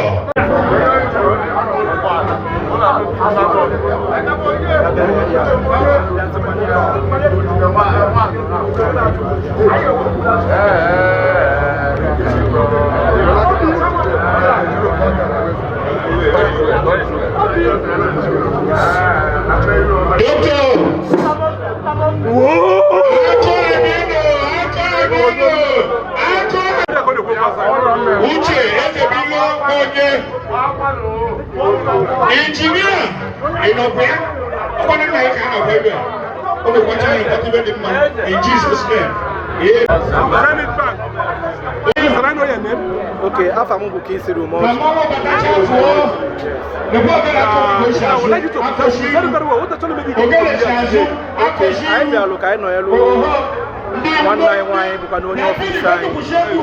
lose papia. Ọ ka na-ezigbo mmadụ ọkwa n'otu esi eme ka ekwe ya si atụ ọ nwaanyị dọọra mma ọ nwaanyị obi aṅụrị onye ọ ga-abụ gị na ya nọ ịdị happy iwe na-ewegodi gị sef ọ problem solver ka ọ bụ so anyị wee sị na anyị ga-abịarịrị ya mgbago nkasi obi na atụrọpịa n'ọnwụ mkpasiri ya bụ na onye nwaanyị gbaa ya ume bikos na ụka na ere usoro ife obi na-adị mma ọtọ Chineke nọ n'eluigwe ga-abịa ume nye ya the strength and the ability to sustain the pain.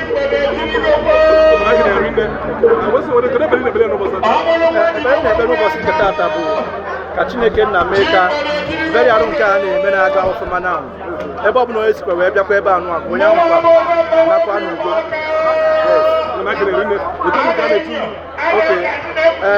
Ọ na-etu m ochi na nwata n'ezi ite agụ aka. Yes. Iba no touch if you now. The handsome Zenith man. Like the robot. That one them. You're welcome. All right.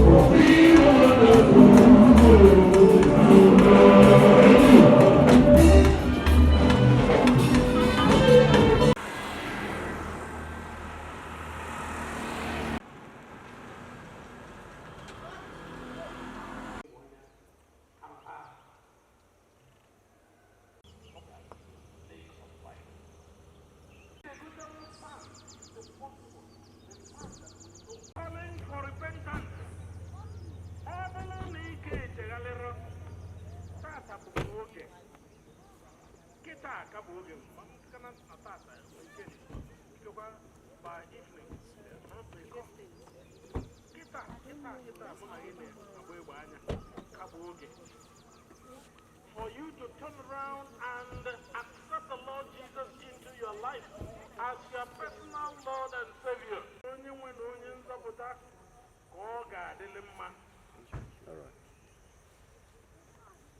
All the Mandians and Mandi commanders and all that. Nubu, Robert, Ogalanya, Amadi. Indiana, Ramada, are healed. Manango, Oga. If you break out here and I don't see you, Kabala, they are not even. It would be too bad. On the cross of the Edita, this is a very good Mosama Kabada, who went. Praise God. So, no question, kindness is of the age, even unto the time of Christ's coming. All those Christ will always be with you, and He will always.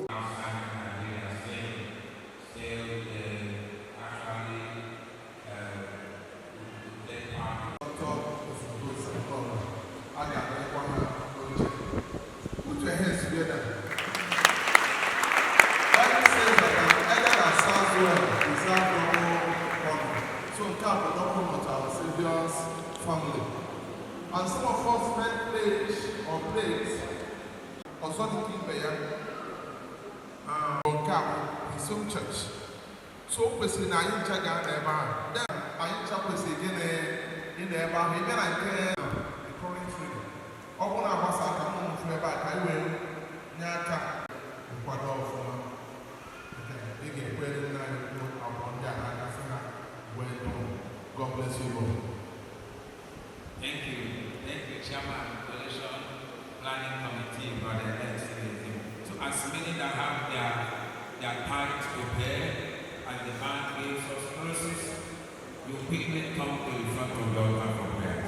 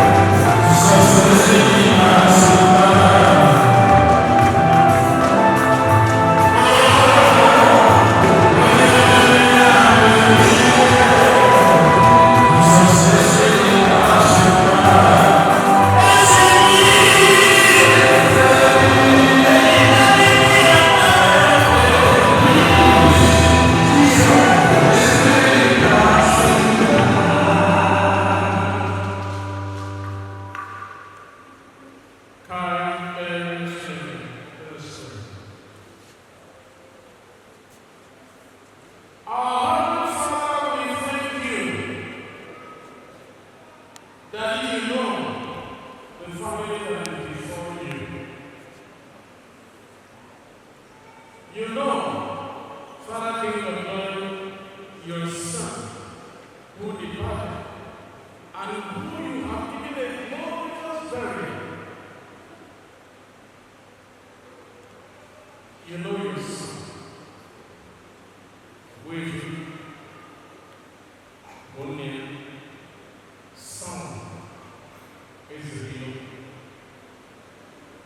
That the Father is here to say thank you. There are so many things to thank you for.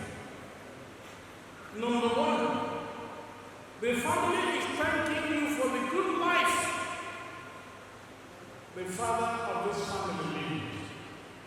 The exemplary life he left as a legacy.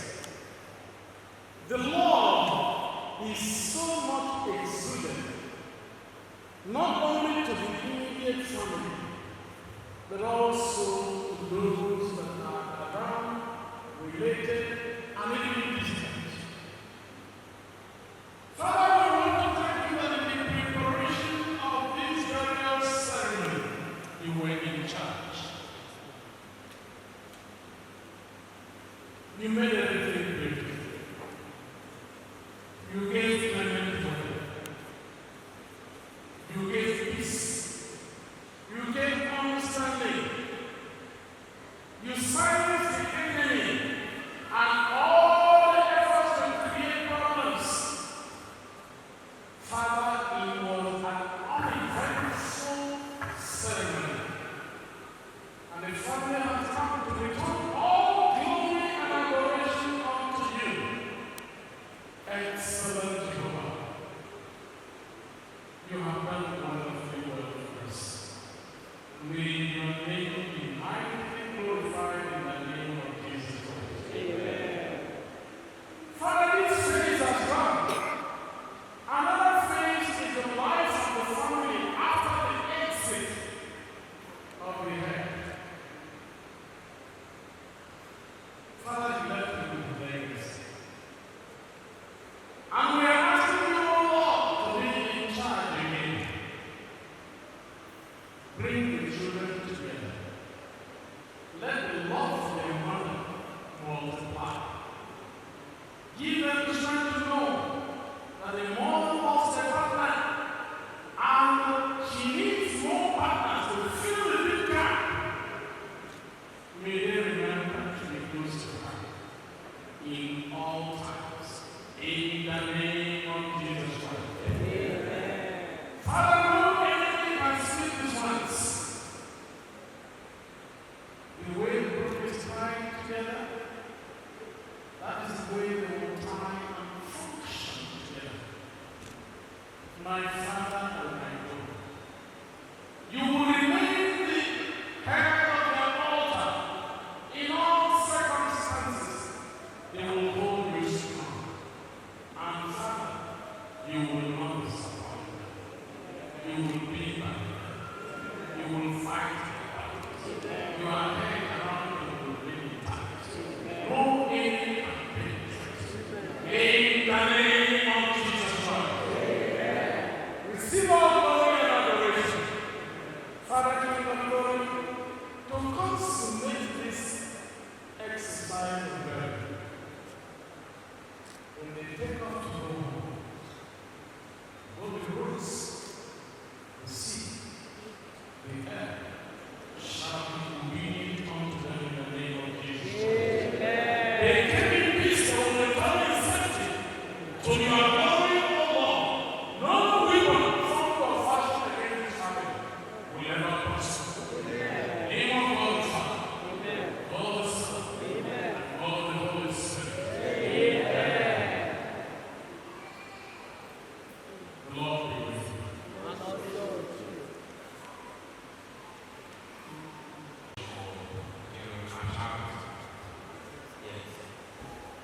And then there is sorry, I lost my voice. So anyị agbago onwe mụ na gị ga-agba izuzu o nwere ife anyị ga-eweta wee nye the church adị m azụ afesa ego na a na-ele ya mana ife a ga-ewepụta ọgbanyete efili na ọ ga-eme sọmpa chọrọ m ịkọ n'afọ ebe a daalụ oge Yeah, God bless you. God bless you. So, Mama, God bless you.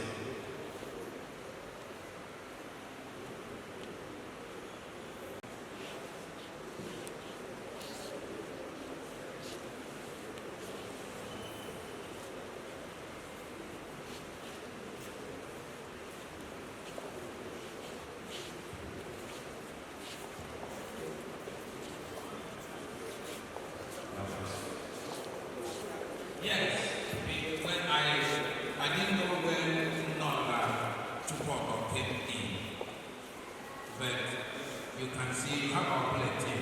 We have told the church, that everything will be done in our Savior's church here. On Saturday, I told them myself and Dr. Bosa may not be in the church, but I thank God for Reverend Chupoko, and he is an old priest, so he will be in charge with my students. So there's no problem.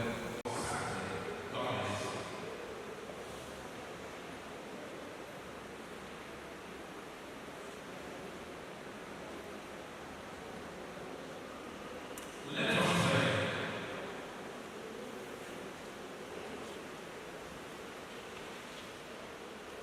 Father, we give you thanks. We thank you for these your children that are put here. Morning to see your people and see what happened in the We are glad and confident from you, Lord. We pray as a church, oh God, that you visit them and let their joy be full in the name of Jesus Christ. Father, we all we ask that we still take full charge of your church. I pray for your children, O God. Father, that this week, O God, shall be a wonderful week for them. No evil shall befall you. In your going out and in your coming in, you will experience the blessings of God, the perils and the dangers of every night. They will never come near your well blessed. I pray for you that God will protect you from every domestic accident, from every manipulation of the devil. God will show love upon you, and God will favor you. For as many of you that are working or doing business, or any other thing that is good in the sight of God, I pray for you that God will favor you in the name of Jesus Christ. Eternal Lord, guide and be with us. May this week, O God, Father, put testimonies in our mouths, and may this week end well for us. Every other thing, O God, that we shall do, Father, including the burial on Friday, and then even calling the burial on Saturday. Father, God, we pray that you guide and direct all these activities. Be with us, O God, in the collection that is coming, especially with your servants that are inside the chancel, inside the altar this time, myself and your son, Humphrey. Father, we ask, O God, that you see us through in the forthcoming collection and this collection. In everything, O God, Father, may you alone be glorified on that day. Thank you because you have answered our prayers. For in Jesus' mighty name we have prayed.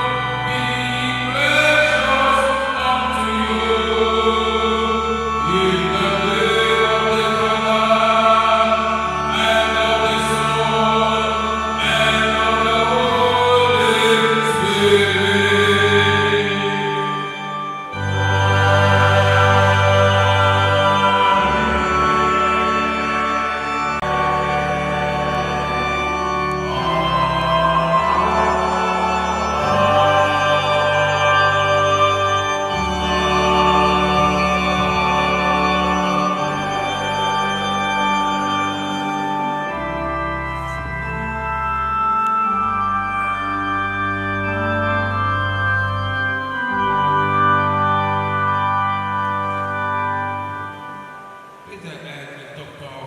Obiora is just a minute immediately after the service. Let's say it by the word of God for something very important. Recession hymn. Additional hymn number 2. Additional hymn number 2. Unplenty.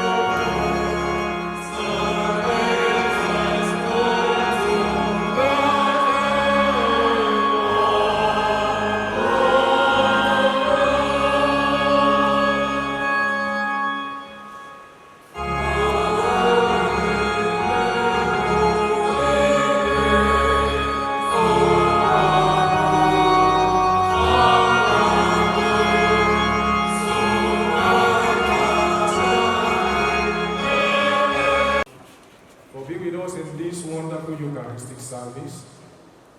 Thank you for the blessings you blessed us in the service. Father, we pray that this week shall be a week of blessings over our lives in the name of Jesus Christ. Every plan surrounding over our lives and family, we scatter them in the name of Jesus Christ. Send us out in the power of the Holy Spirit, that at the end your name alone shall be glorified. These are prayers with thanksgiving through Jesus Christ our Lord.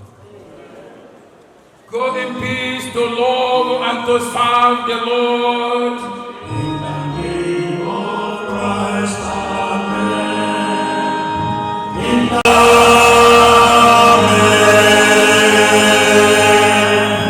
Try the King's Zone by the west door, just wait briefly. And then all the youths, please, equally come towards the west door and see Brother Lex. All the youths, please.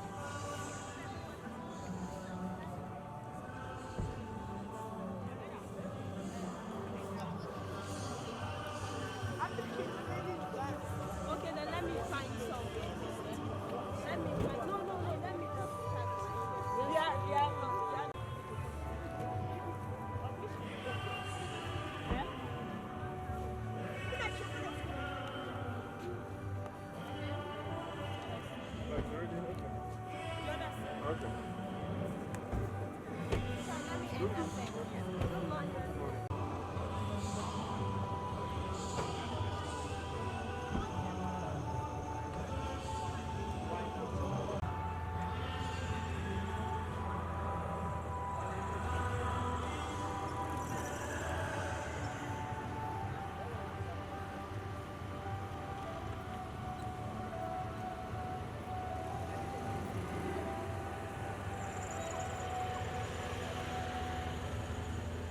you.